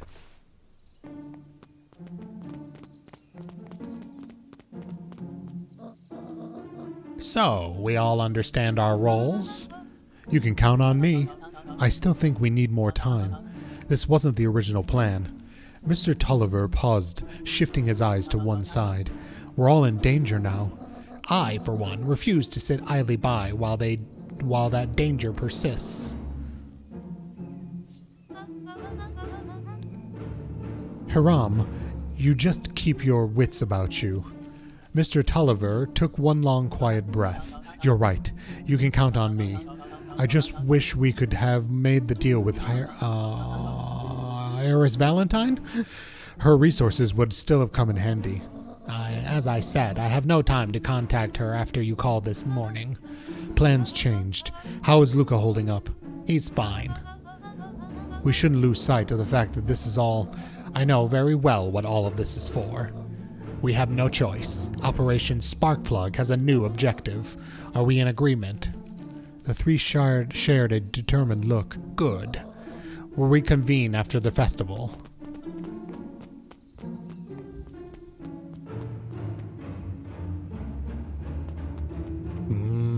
Granny senses her grandson. Gran? Why are you meeting with Mr. Fartelli and Mr. Tolliver late at night? Hey, Luca! Ah! Damn, you scared me. How long have you been there? Oh, just a few minutes. Earlier today I saw Mr. Tolliver and your Gran enter the diner together. When my shift at the newsstand was over, they still hadn't left, so I used the greatest tool of any investigative reporter. Time. When they left, I trailed them here. What do you think they're up to? Whatever it is, they seem organized and determined. They mentioned the festival. Yeah, I heard that too. Has your Gran been doing anything different recently? Anything strange? She got a phone call this morning and rushed out the door. A call from Hiram Tolliver, it seems. She was either furious or terrified, or both. Luca, be careful out there. I think we might be in the middle of the scoop of a lifetime. I will. Aren't you coming out? Nah, I'm going to stake out here for a bit longer. See you, Luca.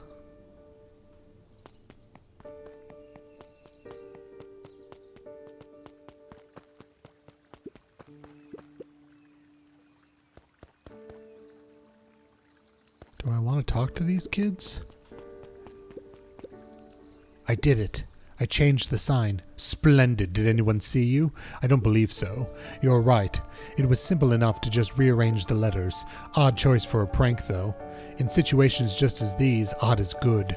The two boys shared a mischievous grin. I can't wait for everyone to see the big reveal. It should be quite memorable. Let's make ourselves scarce for now. What are you little rich, privileged shits up to? Whenever Luca saw his dad's chair by the pond, it reminded him of the days that he'd pack up a couple of sandwiches and fish until sundown. Oh, am I in control of this? Thought we were just getting a flashback. Go pick out your bait from the tackle box, Buckaroo. Buckaroo? I don't know why I read that with a Japanese accent. Buckaroo. Luca opened the tackle box and picked the perfect bait. Oh shit. The perfect bait. The perfect bait.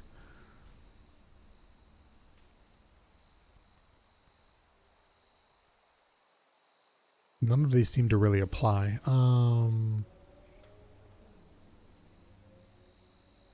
Junk? Luca tried a short string to the hook. What fish could resist a nice shoestring? Give it a good cast now.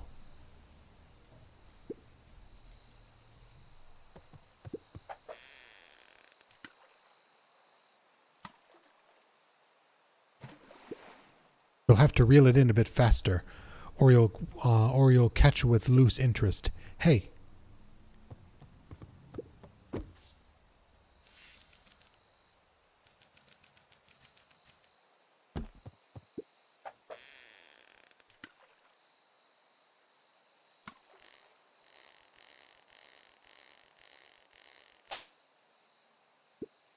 Easy there, Buckaroo. You don't know your own strength.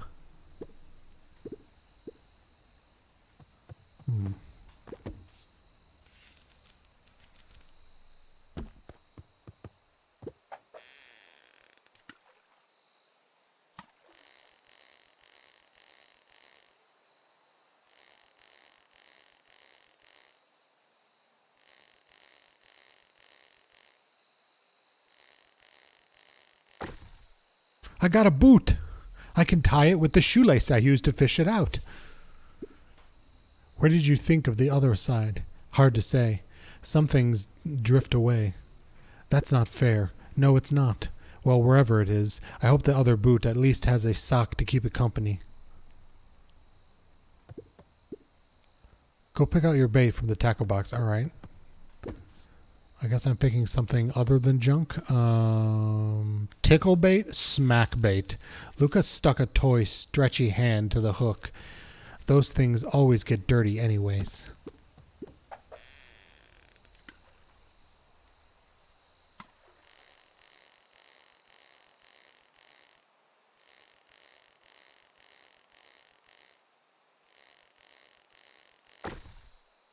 Ooh, a beaded bracelet. Friendship bracelet. Should we give it to Mom? She likes jewelry. That's a sweet thought, Buckaroo. But I'm not sure she'd fully appreciate a pond bracelet. Well, then she doesn't understand fine jewelry. Luca placed a sinker on the line. Sometimes the best stuff is at the bottom of the pond.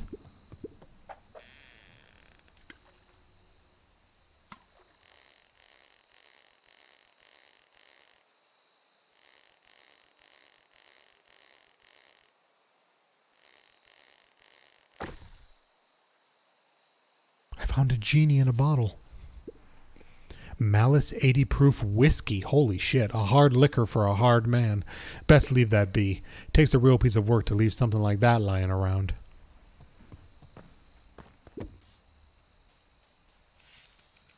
Luca gently patted a feather onto the hook. Good for skimming the surface.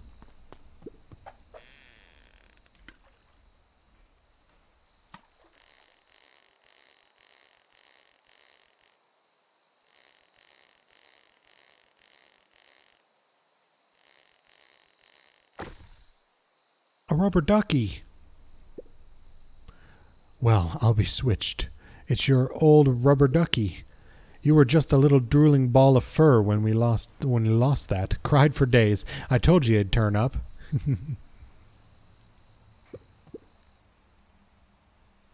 I'm pretty sure that I used all of the different bait. Definitely used all the different bait.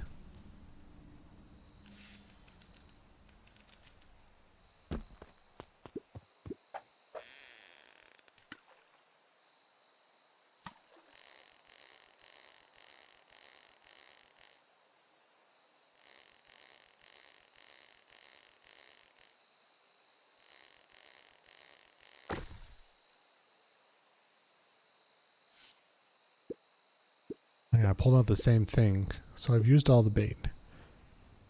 Do I just leave now? Oh, I just leave. Oh, just had to leave the memory.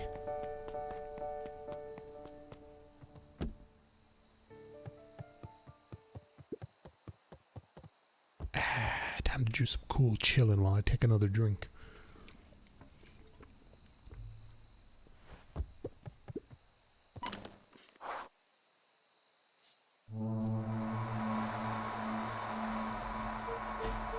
Rollo, are you there? I'm at the treehouse now, Rollo. Mr. Kerr said you were all right. What happened out there? Dang it, Rollo, where are you?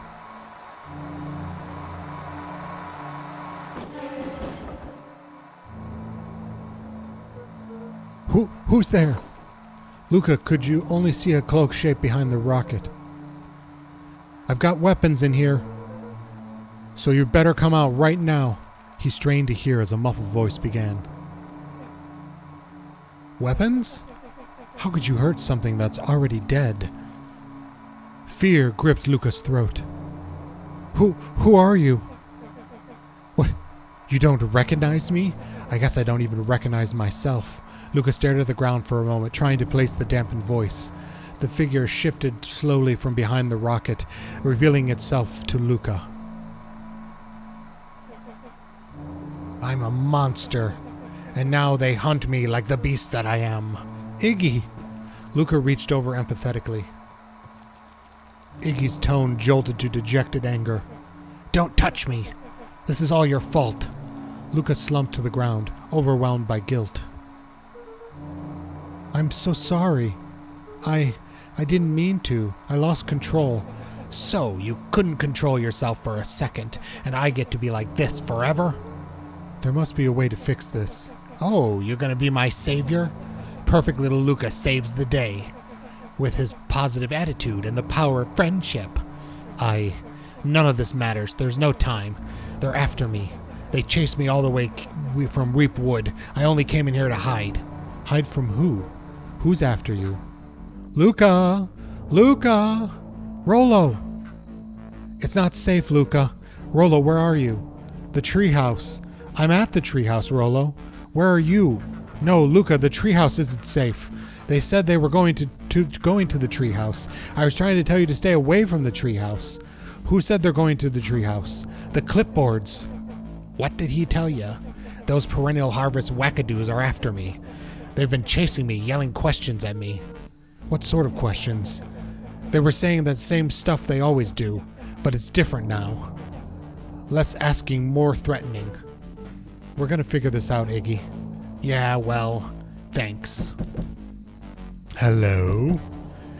Is anyone present in this arboreal domicile? Crap, they found me.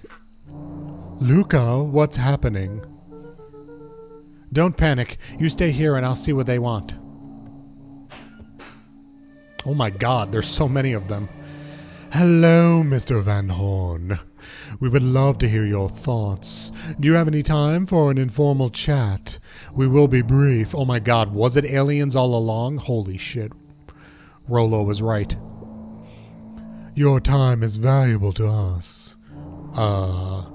Be down in just a second. Of course.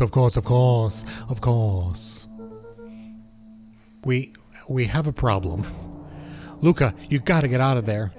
Who's out there? Is it them? Yeah, it's the clipboards. A bunch of them. How many? Maybe all of them? And yeah, you were right. They are saying the same stuff, but with that creepy knob cranked to 10. Might young Iggy be present? We would love to hear his thoughts. Run! Iggy slumped to his knees.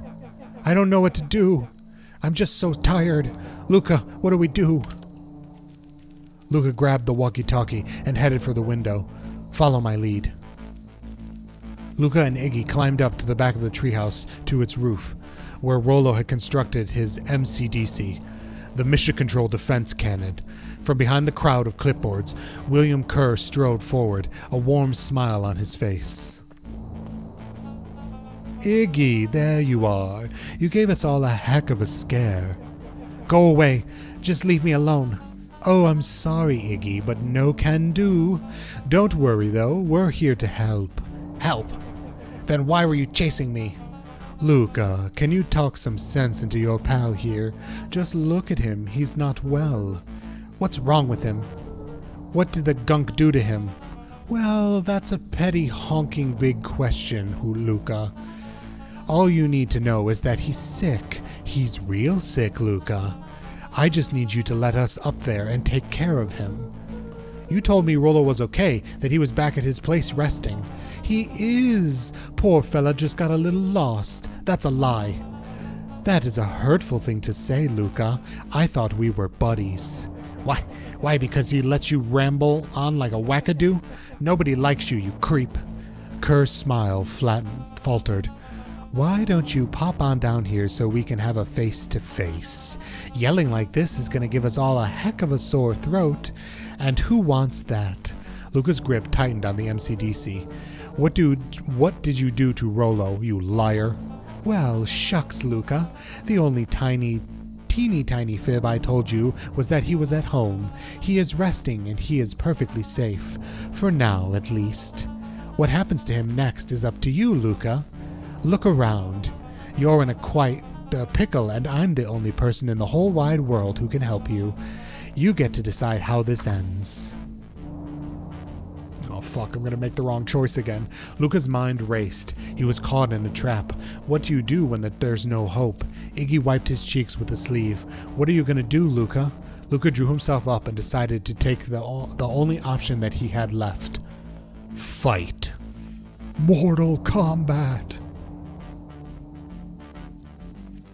He swung the Mission Control Defense Cannon around, aiming it confidently at the smirking face of William Kerr. Hey, Mr. Kerr! Luca summoned his most insolent demeanor. Rollo sends his regards. Hey. That was uncalled for, more than a little rude, and just plain unsanitary. Luca, I really did think we were good pals. What a shame that it's come to this. Kerr turned his back on the two boys. End this. With a nonchalant wave of the hand, he made his exit. As the clipboards began to slowly advance on the treehouse, Luca looked to Iggy with resignation in his eyes. The end. I had no other option! How far back do we have to go to fix that? That escalated quickly. Maybe discretion was the better part of valor here. Let's put a pin in this for now.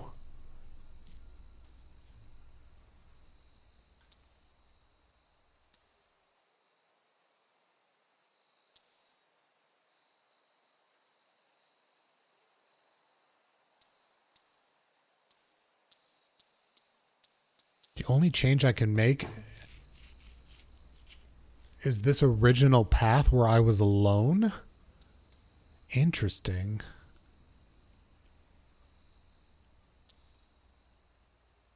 No, this is the path where he was with me. Okay.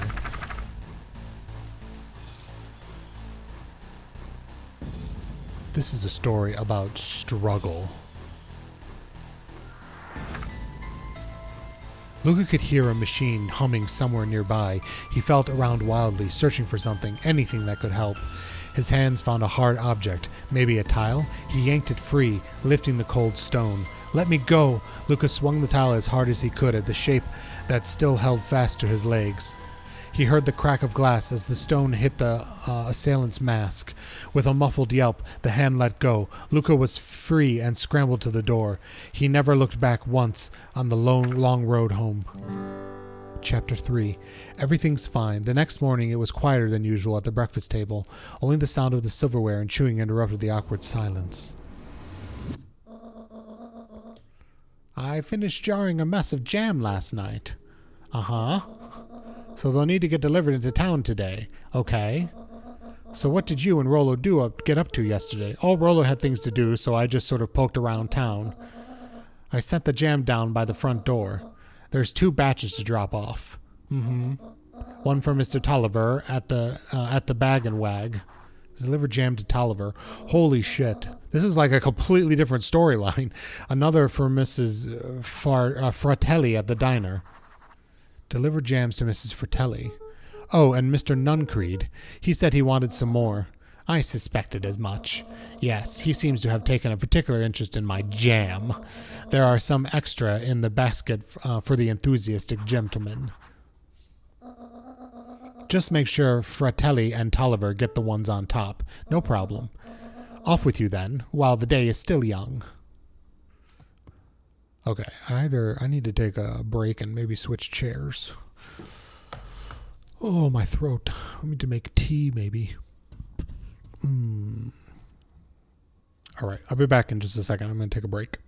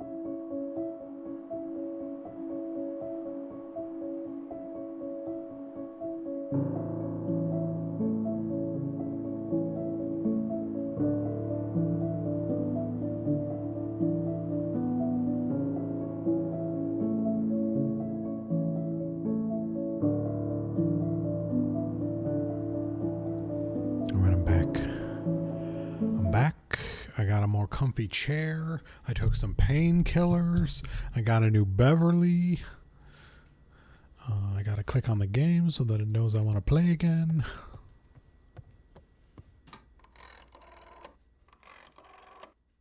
Oh shit, what is Gran up to? Who's she calling? Hello, it's Juniper Hartford. Before you hang up, just hear me out. I have a business proposition. You have to watch the VOD, you're too distracted. Well, it'll be there. Hopefully, you can watch it at work tomorrow. The simple matter is we both have the same problem that needs solving. Very well. We can meet tonight. Yes, oh my god, look at my cute basket. Can I still prance? Okay.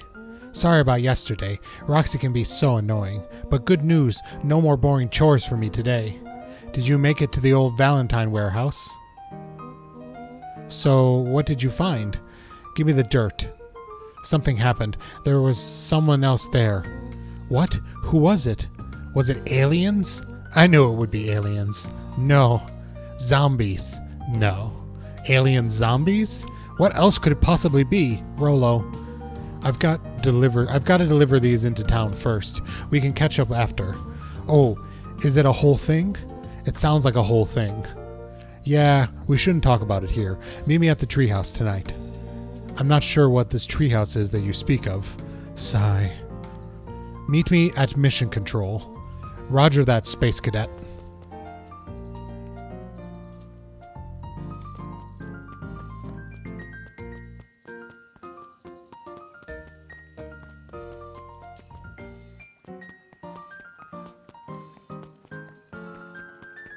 Alright, I gotta deliver to Mr. Tolliver, and I gotta deliver to...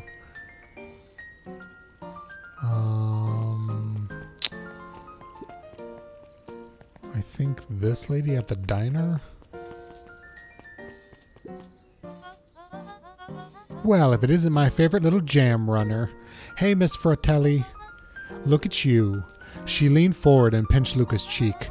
You are all skin and bones. Is your gran not feeding you? She is. It's just... I understand. You know I taught your mama how to cook back in the day. You may not even remember, but you and her used to help out at the diner. See that picture over there? That's you helping your mama back in the day. So cute, running around in your little apron taking orders. Sigh, the whole situation just breaks my heart. What happened with Eleanor? Aww. I've got a feeling she's out there somewhere, yearning to be with you again. Few things in this world can keep a mother from her son. Luca shifted the basket uncomfortably. Oh yes, let me see here. Miss Fratelli lifted the cloth and inspected the jam. Ah, they've even had my name on them. How thoughtful. She carefully lifted up her jars of jam. You tell your gran hello for me, Luca. Will do.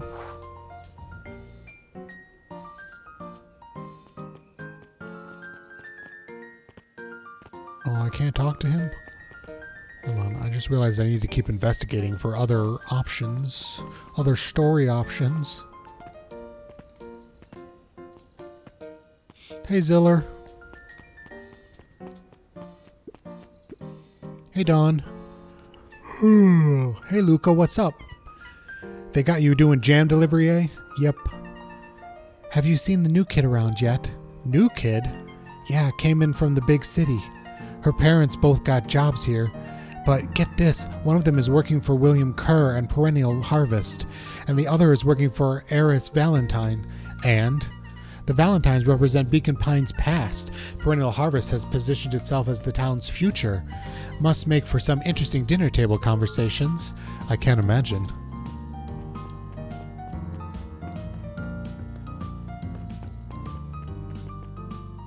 Hey, Faye. This game looks cute. It's fucking adorable animation-wise. There have been bloody severed arms. It's definitely like a weird Tales from the Crypt kind of... I don't know. It's got a vibe. It's got like an X-Files vibe. But the way it works is I play through the story and I make choices, and some of those choices end in dead ends. And then I can go back in time and make alternate choices, and then whole new storylines open up. So like everything that we've done like for the past 2 hours basically doesn't matter, because we just reverted back to a point way before that, and now the story's completely different. It's interesting. Yes, it is kind of Night in the Woods like, which I never finished playing because it was too good. It was too good. I was not worthy of that game. I don't know where this other jam person is. Oh, here he is. Huddled at his counter, Hiram Tolliver was meticulously shining apples. More accurately, Hiram Tolliver was meticulously shining one apple. Hello? Eep! With a yelp, Mr. Tolliver fumbled the apple, failing at the air as it fell. Oh, sorry. No bother, no bother. He leaned forward and lowered his voice. I see you have something for me. Yeah, Grant had some jam. I'm supposed to give it to you. He leaned in a bit further. Jam? Yeah, these ones on top. She wrote your name on them. Mr. Tolliver leaned back, speaking loud enough for everyone else to hear. Ah, yes, the jam. Thank you so much for delivering this jam to me. He reached forward and snapped up the jars of jam, giving Luca a little wink. I shall put it on my store shelves post-haste. Okay, I should finish my deliveries. Of course, of course. He leaned in for a final whisper. Of course. Okay, that's not disturbing. What are you guys up to? How do you keep the ice cream cold? We keep them on ice. Where do you get the ice from? I don't know, somewhere cold. How do they keep somewhere cold? Look, Bert. Do you want some ice cream or not? No, I'm good. Bert, I gotta tell you, your like quirky weirdness does not match your appearance. Although, now that I see you are in like a little nerdy bow tie and shorts. It's the backwards cap that was throwing me. What are you guys up to? Mr. Wilder, I trust you have time to chat. Eris Valentine, oldest of Sharper Valentine's children and heir to the Valentine fortune, had a way of making questions seem like demands. Certainly. What seems to be the problem? Mr. Wilder had learned to assume that if he was hearing from Harris, it was because she had taken issues with something he'd put in the paper. I couldn't help but notice that the front page of this morning's paper was consumed with stories about this silly festival. Well, yes, that is the news of the day, but there was no mention of the museum, nor the foundation through which it was endowed. I'm sorry, Miss Valentine, my readers are more so interested in the town's future rather than any one familiar in particular. There was a time, Mr. Wilder, when the goings-on of my family was the only thing this town cared about. Well, things change, ma'am. And you know, change is dangerous. Yes, it got us killed in the last, alternate universe.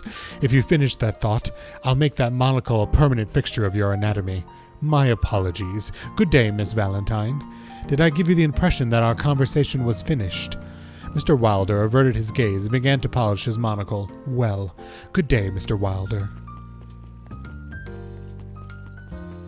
Literally everybody in this town is suspicious. Except for us. We're just adorable.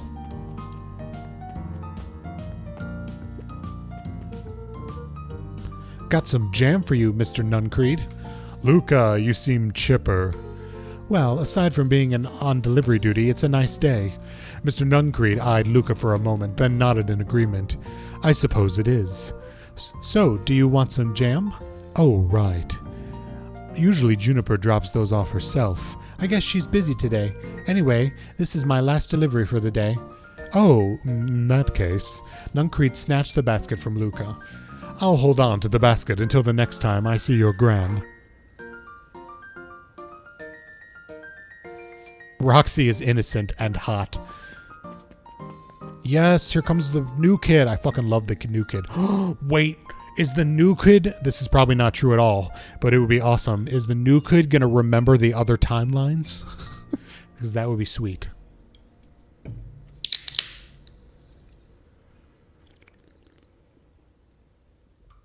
All right, sorry. I needed another refreshing drink.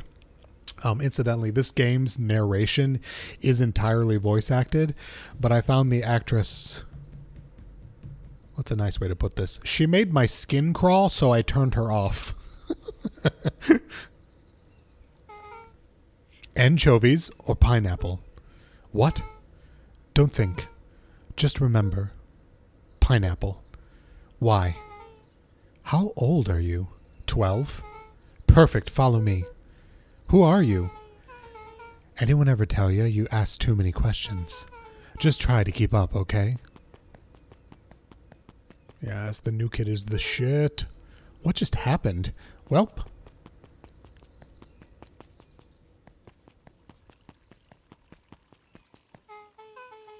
Hey, what a crazy coincidence. Here's my new friend I was just telling you all about. Oh my god, totally. Oh, that's wonderful, darling. Yep, we just hit it off. Oh, really? Get this. His favorite pizza topping in the whole world is pineapple. Oh, and what is your new little friend's name? Beck locked eyes with Luca. The look on her face was equal parts expectant and desperate. Luca Van Horn, nice to meet you. I'm Nellie, and this is Ilana. We're Beck's parents. Beck gave Luca a quick nudge. Oh, Beck. Beck told me all about you. Already feels like we've known each other for years. So you both can stop obsessing about me making friends. Oh, darling, we never doubted you. It's just that for children with fewer than 5 close friends, the probability of a stunted development doubles. Holy shit, that explains a lot about me. Well, one down, 4 to go, I guess. Well, Nellie means it that we just want this to move to be... Well, what Nellie means is that we just want this move to be as easy on you as possible. You can relax. A friend has been friended. This calls for a celebration. Luca, you must join us for dinner tonight. Dinner? Wow, another coincidence.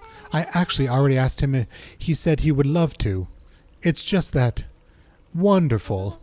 In that case, we should pick up some groceries. You two don't mind, and you two don't get into too much trouble now.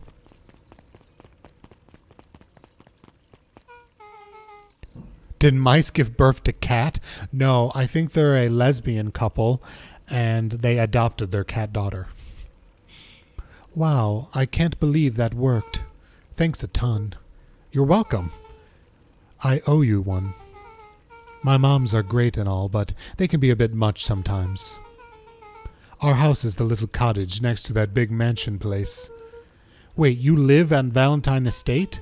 Yeah, that's the spot. Meet me by their big creepy gate. Don't be late. Oh, I'm back to square one on the whole friend grift. Great, see you there. Meet back on the big creepy gate. I would love to. Is the big creepy gate the place that I have yet to go because I kept cutting myself off? Whoa. Oh. This is a sloth wearing a knitted cap with ear flaps, I think. At first glance, I thought he was in full samurai garb. Good morning, Jeff. What's so good about it? Another day further down the tubes, if you ask me. Oh, I like Jeff. He gets me. Come on now, it's not all bad. The festival is coming up. Huh, the festival. Old man Valentine used to put on cockamamie shindigs all the time. And where did that get us? Well, it's Perennial Harvest putting on this one, and they're doing it for the whole town. As far as I can see it, the difference between the old Valentine Company and the new Perennial Harvest outfit, Jeff dug through his pocket for a bit, is the difference between this empty soup can and this brown banana. But those are both garbage. Exactly. Wow, tell me your real opinion, man. Yay, prancing and jumping and skipping.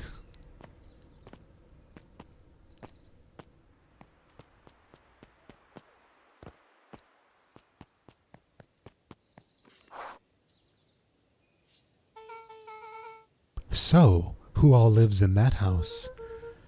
Eris and Gus Valentine grew up there, and Solomon moved in a few years back. That creepy little kid in the vest. That sounds like the one. So, just 3 people live in that huge thing.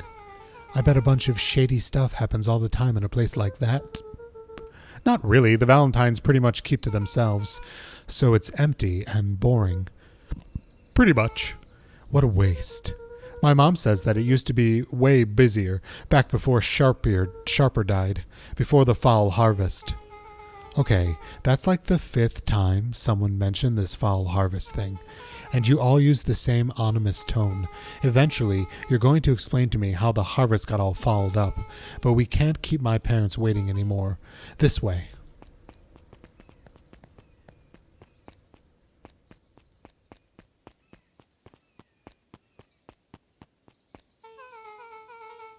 Most kids would have just ditched me by this point. Why are you still here? You look like you could use some help. You know what, Luca? You're not so bad.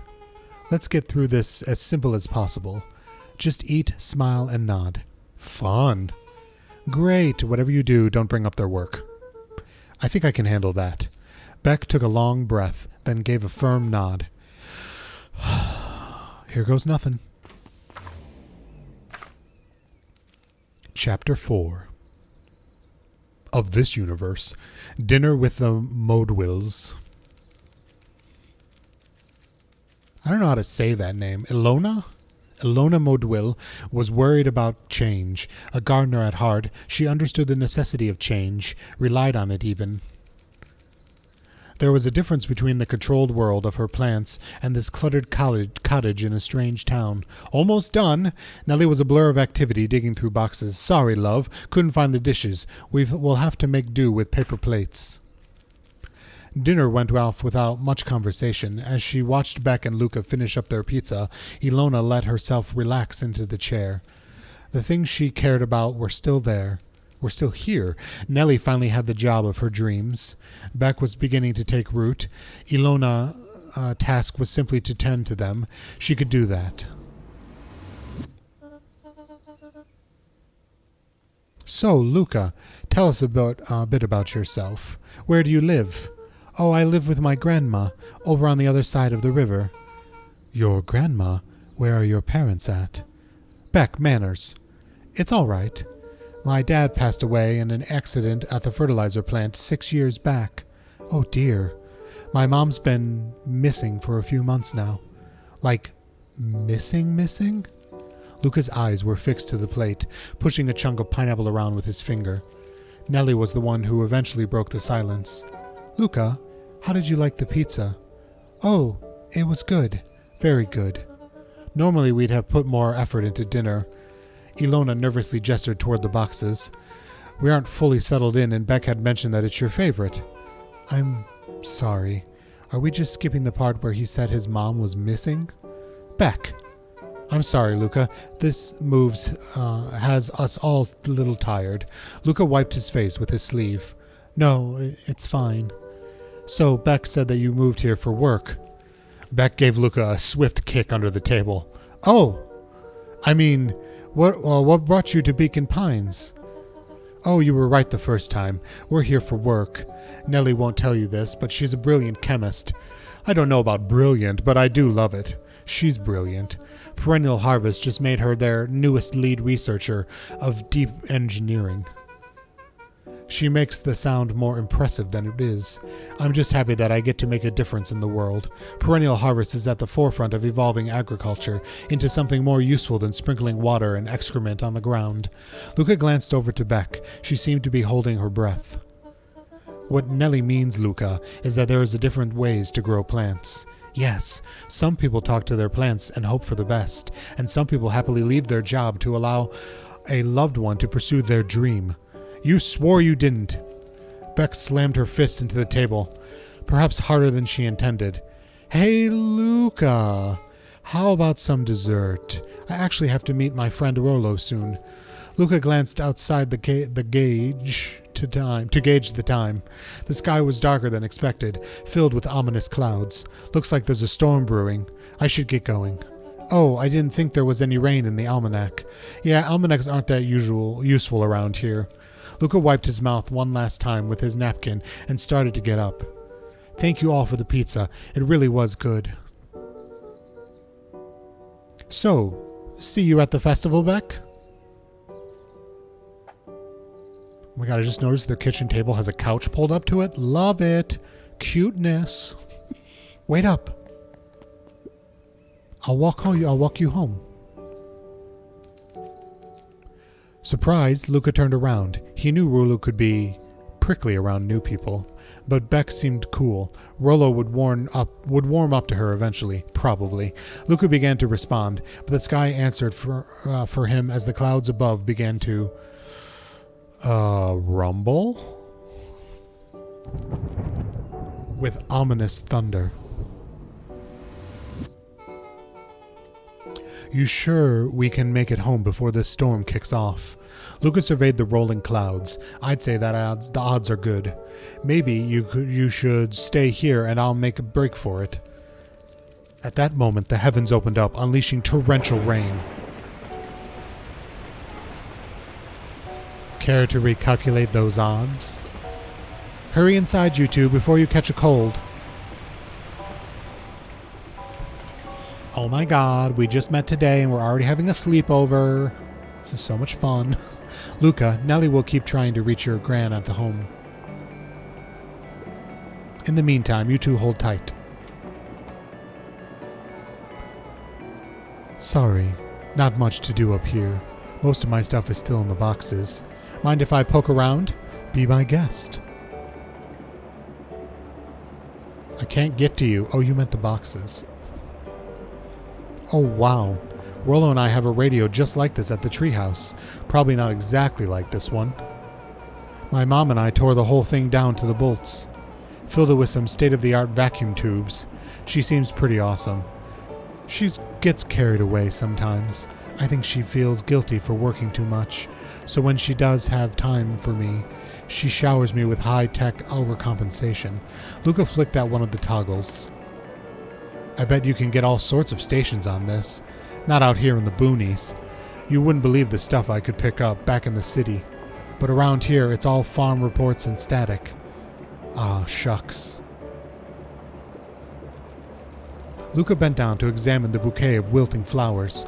Judging by the odor, they were well past their prime. Pungent. He flipped open the attached card.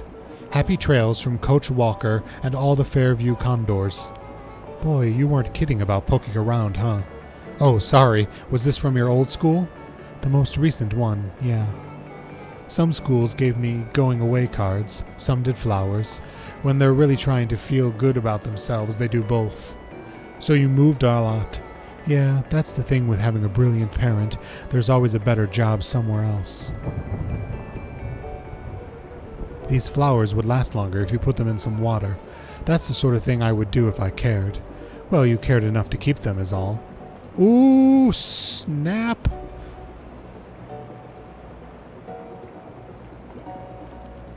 Luca squinted into the eye hole of the microscope. This looks wild. What is it? Gum. Gum? Luca adjusted the slide with his fingers to get a better look. I'm tracking the structural integrity of gum with increasing amounts of chewing. Chewed that one for 47 days. Oh, I don't even know that's possible. I've chewed gum once so long that it started to like biodegrade into like a gritty sand in my mouth. It was horrible. Luca wiped his hands off on his sweater and gave a nervous laugh. It's weird, I know. Beck looked down, timidly tapping the ladder with her feet. You think it's weird, don't you? A little. But weird can be cool. Luca, can I ask you something? Of course. Dang, didn't that hurt? I'll be honest. That hurt more than I expected. Well, at least you looked cool doing it. Beck took a moment to watch the rivulets of water running down the window. Do you ever feel alone? Like, even when people are around? Well, Rollo can be pretty absent-minded sometimes. I'm serious. Does it ever feel like your family doesn't care what you want? It didn't used to feel that way. I know Gran loves me, but sometimes when she looks at me, it's like she's looking at a problem. Luca took a deep breath, exhaling slowly. I know the feeling. How do you deal with that? I guess I haven't yet. But one thing my dad told me when I was little, don't hold a grudge, especially against yourself. If you try to hold it at all, you're gonna pop. So then, what do you do when you don't know what to do? Dad never got to that part. Something I'd figured out on my own, though. You gotta do something. Anything. Here. You move out and forget them. What are you doing? I don't know. Something. We're gonna register our complaints with the storm. Listen here, you miserable universe. Stop jerking me around. I just want things to go back to the way they were. Everyone tells me it's gonna be alright, that things are gonna change.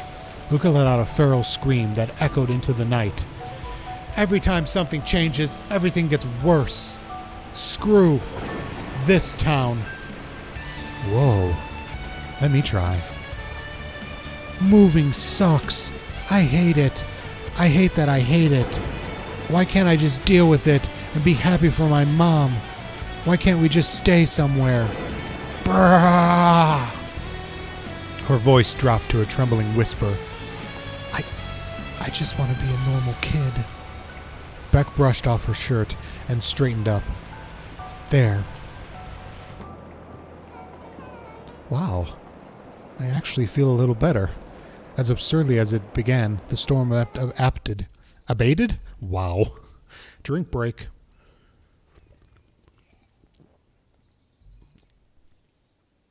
Thanks, I needed that.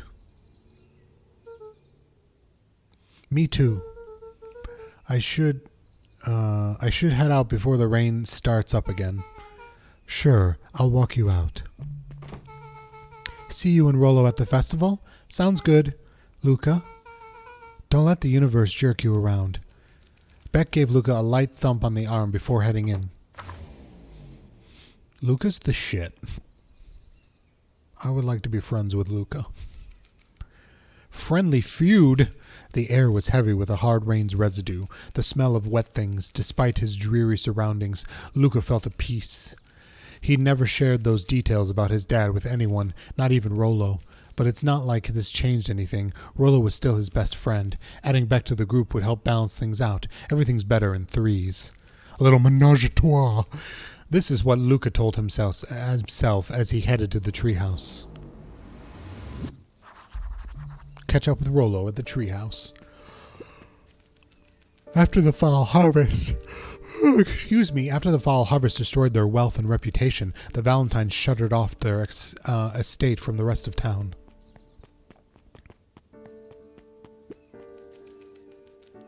The Valentine mansion loomed over every other building in town, both figuratively and literally. Yay, it's Batgirl!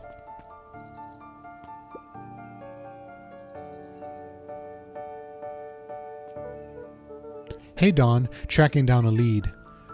You bet. I heard a rumor. Turns out when Sharper Valentine died, he left behind a peculiar last will and testament. Peculiar how? He didn't just give his kids an inheritance. There were conditions. Like what? The document stipulated that heirs had to take on a child as her ward. Ugh. A kid our age who just showed up in town one night with a lawyer. Solomon? Bingo. So Eris was forced to take care of him. Yep. Or she would have lost everything. Why would Sharper care so much about some random kid? Rumor has it old Sharper sowed some wild oats. That explains the way Eris treats him. Poor Solomon. How did you find all this out? A good reporter never reveals her sources, Luca.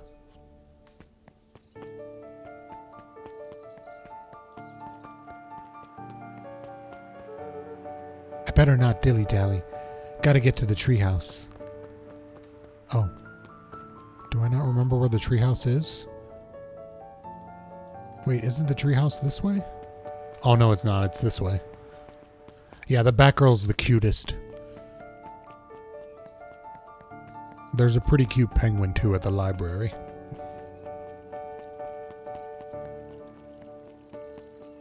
This woman is literally always here reading books.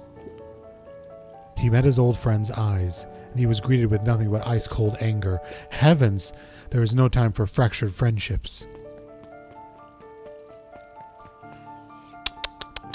Well, you want to bang Roxy. I don't want to bang the little Batgirl. I think she's cute as in adorable. Excuse me, what are you doing? Just locking up for the night, sir. Oh, wonderful.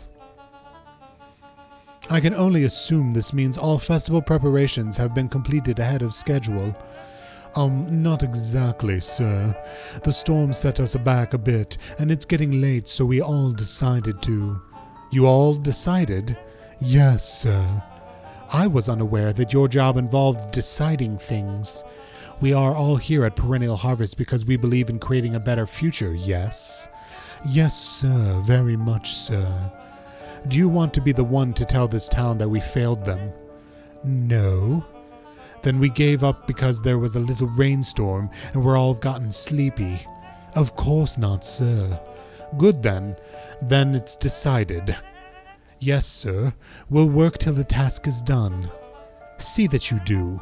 Our harvest awaits.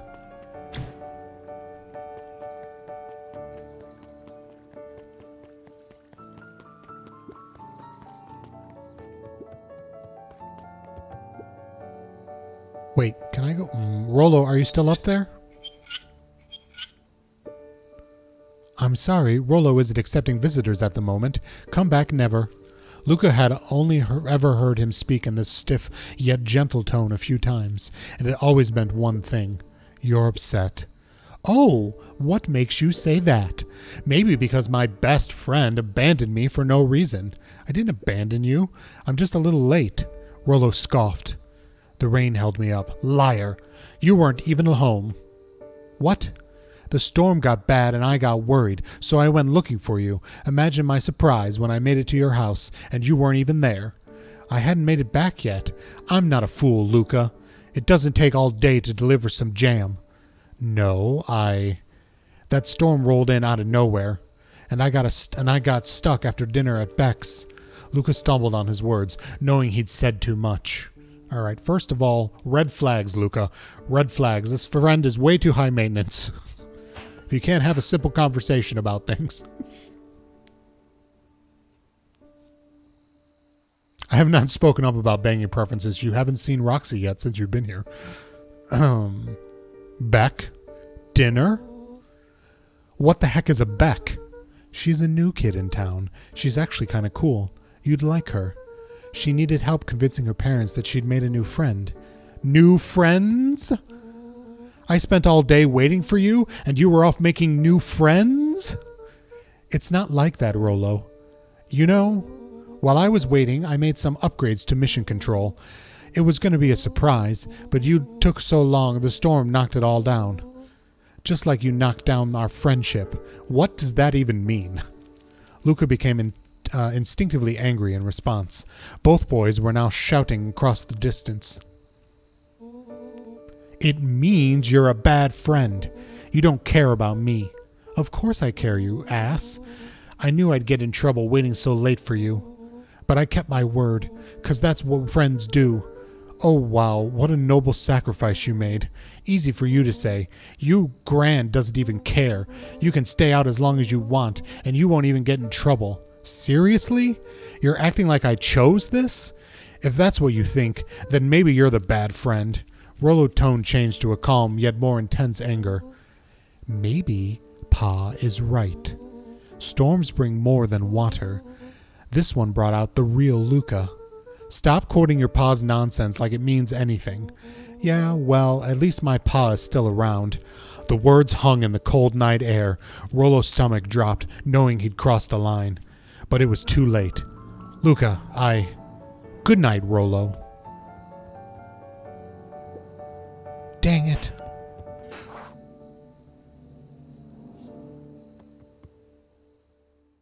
And so I casually went to bed.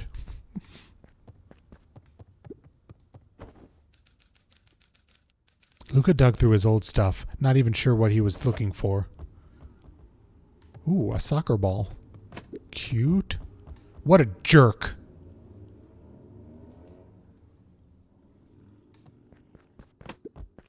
Call me a bad friend. Ooh, I'm Rollo. Look at me and my amazing family.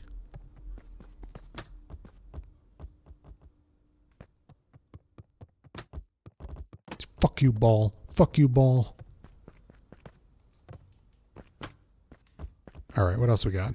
What else can we temper tantrum with? I guess I'm just never supposed to make new friends.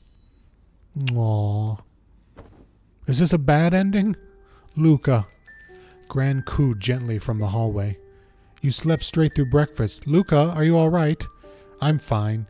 Just don't feel like getting up yet. Okay, I'll leave this oatmeal by the door. I've got to run out and take care of some things. Okay.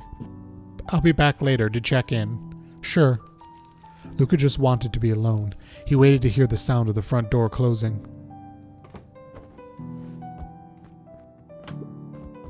I bet Rollo's still gonna go to the festival. Fucking ball. He's gonna be miserable.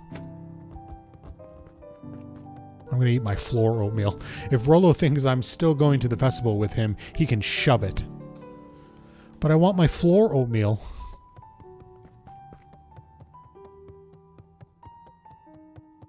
What about Beck? We told Beck we'd meet her there.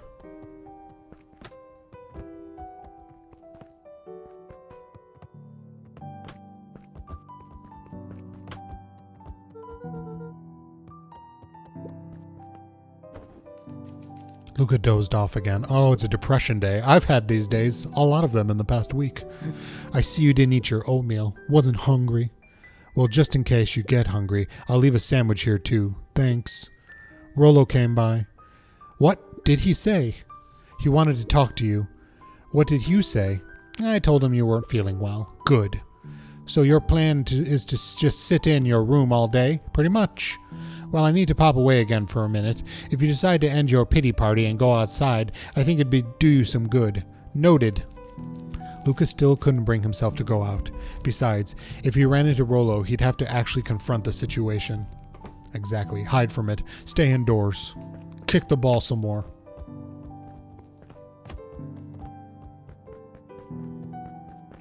The heck is that? A book on soccer? Can I get that somehow?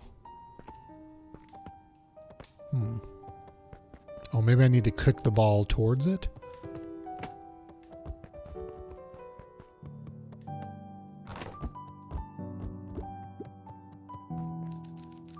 The Adventures of Hank Atomic, the complete first volume. Luca carefully opened the cover and began to read. Rollo had received it for his birthday. A special hard-covered edition with behind-the-scenes commentary and bonus art. Rollo cherished it, but asked that Luca keep it at his house. Luca wasn't sure if it was because Rollo didn't trust him with it, didn't trust his sister around it, or just wanted an excuse to come hang out at Luca's more often. Whatever the reason, Luca didn't mind, but it had stayed right there where Rollo stashed it ever since. Now, at the foot of his bed, Luca lost himself in the pages. He'd read it all before, but at this moment, it somehow felt sentimental. He was well into issue 5 when he heard soft footsteps from the hallway. Luca? Another little friend came to see you, a girl named Beck Meowdill. She said you met yesterday? What did she say? Is she here? She was just dropping by. I told her you weren't taking visitors today. Oh. She seems nice, yeah. You had a fight with Rollo, didn't you? Can I come in? Maybe later. All right, then. I'll leave dinner on the kitchen table in case you want a bite before bedtime. At least Grandma respects us as a young tween needing our time to vent and reflect on our life. Without realizing it, Luca had pouted away the entire afternoon. He once again felt the weight of it all and allowed his weary eyes to close. Luca stood in a vast black expanse. He looked up at his father standing beside him. Walt was working at straw at the bottom of the fountain glass, trying to collect the last bits of milkshake. Dad, where are we? Taking a final grumbling sip, his father peered up from the glass. He jangled the straw playfully with a warm smile, then lifted the empty glass, as if to point in the darkness. The source. Luca's eyes followed his father's gesture.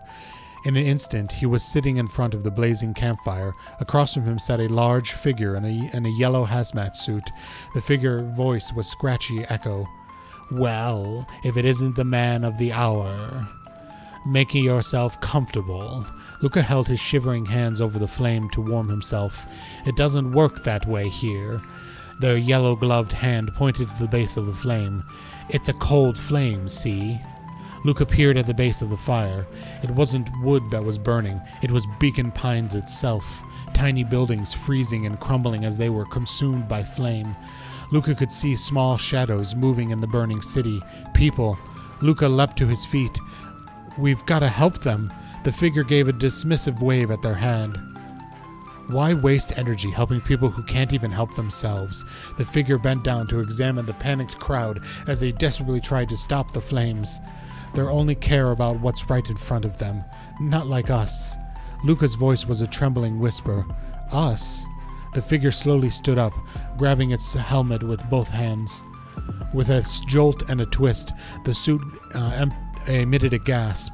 A cloud of torrid mist escaped, slowly revealing the face within. Luca's own face looked back at him. Older, worn, distant.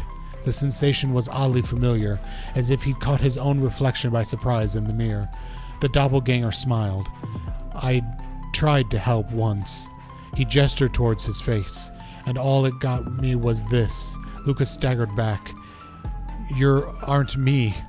Luca felt a hand catch his shoulder. His father was there again, beside him. Every choice sets us on a path. This is the end of one of your paths, son. Luca watched his older self shake its head ruefully, its face twisting into a cruel grin. Well, Dad, if you wanted him to see this, far be it from me to disappoint. Luca watched in shock as the figure took a confident step forward and plunged into the flames. In a flash of cold light, he was gone. What does all this mean? Luca felt a reassuring squeeze on his shoulder. Just remember, why we chose matters just as much as what we choose. Luca woke up to see a hazing figure at the foot of his bed, silhouetted in the morning sun. Mom? No, dear. It's only Gran. Luca rubbed his eyes. The kind, concerned face of his Gran came into focus. How are you feeling? Fine. Anything you want to talk about? I don't feel like talking. That's just as well. How about you sit there and listen a bit? Whatever you and Rollo fought about doesn't matter. But he... Gran silenced Luca with a gentle pat on the leg. Fights between friends happen. What was said doesn't matter. The important thing is that it's not the last thing you ever say to each other. But he said stuff about Dad. Well, do you think he meant it? No. He was just mad. And did you mean any of the things you said to him? No. Good. One must appreciate friends in their best moments and accept them in their worst. Oh, I've learned acceptance. Now, get your little butt out of bed. The festival's today. You don't want to miss that, do you? I guess not. Seems like a good opportunity to make amends with Rollo, doesn't it? Luca gave a reluctant nod. So buy him a corn dog and apologize. But he's the one that, what did I just say? Buy him a corn dog. That's a good boy. Everything's better with corn dogs. I need to get going. Got some last-minute festival business to take care of. I'll come find you at the fountain a little bit after lunch. All right. I love you, Luca. Love you too. And I love your bushy fro. Luca took a deep breath. Okay. Chapter 6. My throat and my back are ending. So I think I'm going to stop for today. But this has been most good. I'm a little scared that everything that we've revealed isn't going to be real, if that makes sense. Like, I like stories like this where the bread isn't done yet. Yeah, my voice and my back are done, though, unfortunately. Which is a bummer, because I was going to play the other visual novel tomorrow morning, but fuck that, because my throat's going to be killing me. So far there's definitely like a mystery going on in town, and Grandma's making some like special THC jam that she's selling on the down low. And there's something weird going on with the alien red pandas. And like, I hope all of that isn't just, okay, that story ended and it's not real. You know what I mean? I hope it's all true. It's just, we're going to learn about it in a different way in this timeline, I guess is what I'm trying to say. Because I hate when shows and movies do this, and then it's like, not all the possibilities are real. It's just like random shit that they make up because it doesn't matter. That's my only concern so far. But other than that, I'm really enjoying it. And I hope we get more dead zombie hands. I wanted a little more horror from this than we've gotten so far. But it's been good. I'm sorry I won't be here to finish your bread, B-dubs. Please send me in the Discord a picture of it when it's done. But I'm going to... I don't even know how to... Does this save? Does this auto-save? Oh my god, I hope it auto-saves.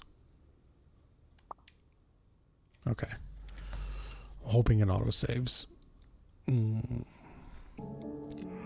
But I will see you guys next time. Hopefully tomorrow morning. If not, tomorrow afternoon. Or never. Hey, Turbo. Have a good night. I don't know what else. I'm gonna go make some tea. See you never. That's the sign off that I should have from now on. See you never. You know what? We're just gonna change this right now. We're gonna go right here. We're gonna change this to see.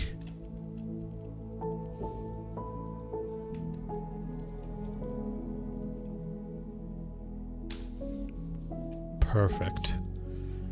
Perfect. I'm not grateful you watched anyways. You're not streaming Monday, that's right. Wait, that's a plural? You're not streaming on multiple Mondays? I thought it was just the upcoming Monday.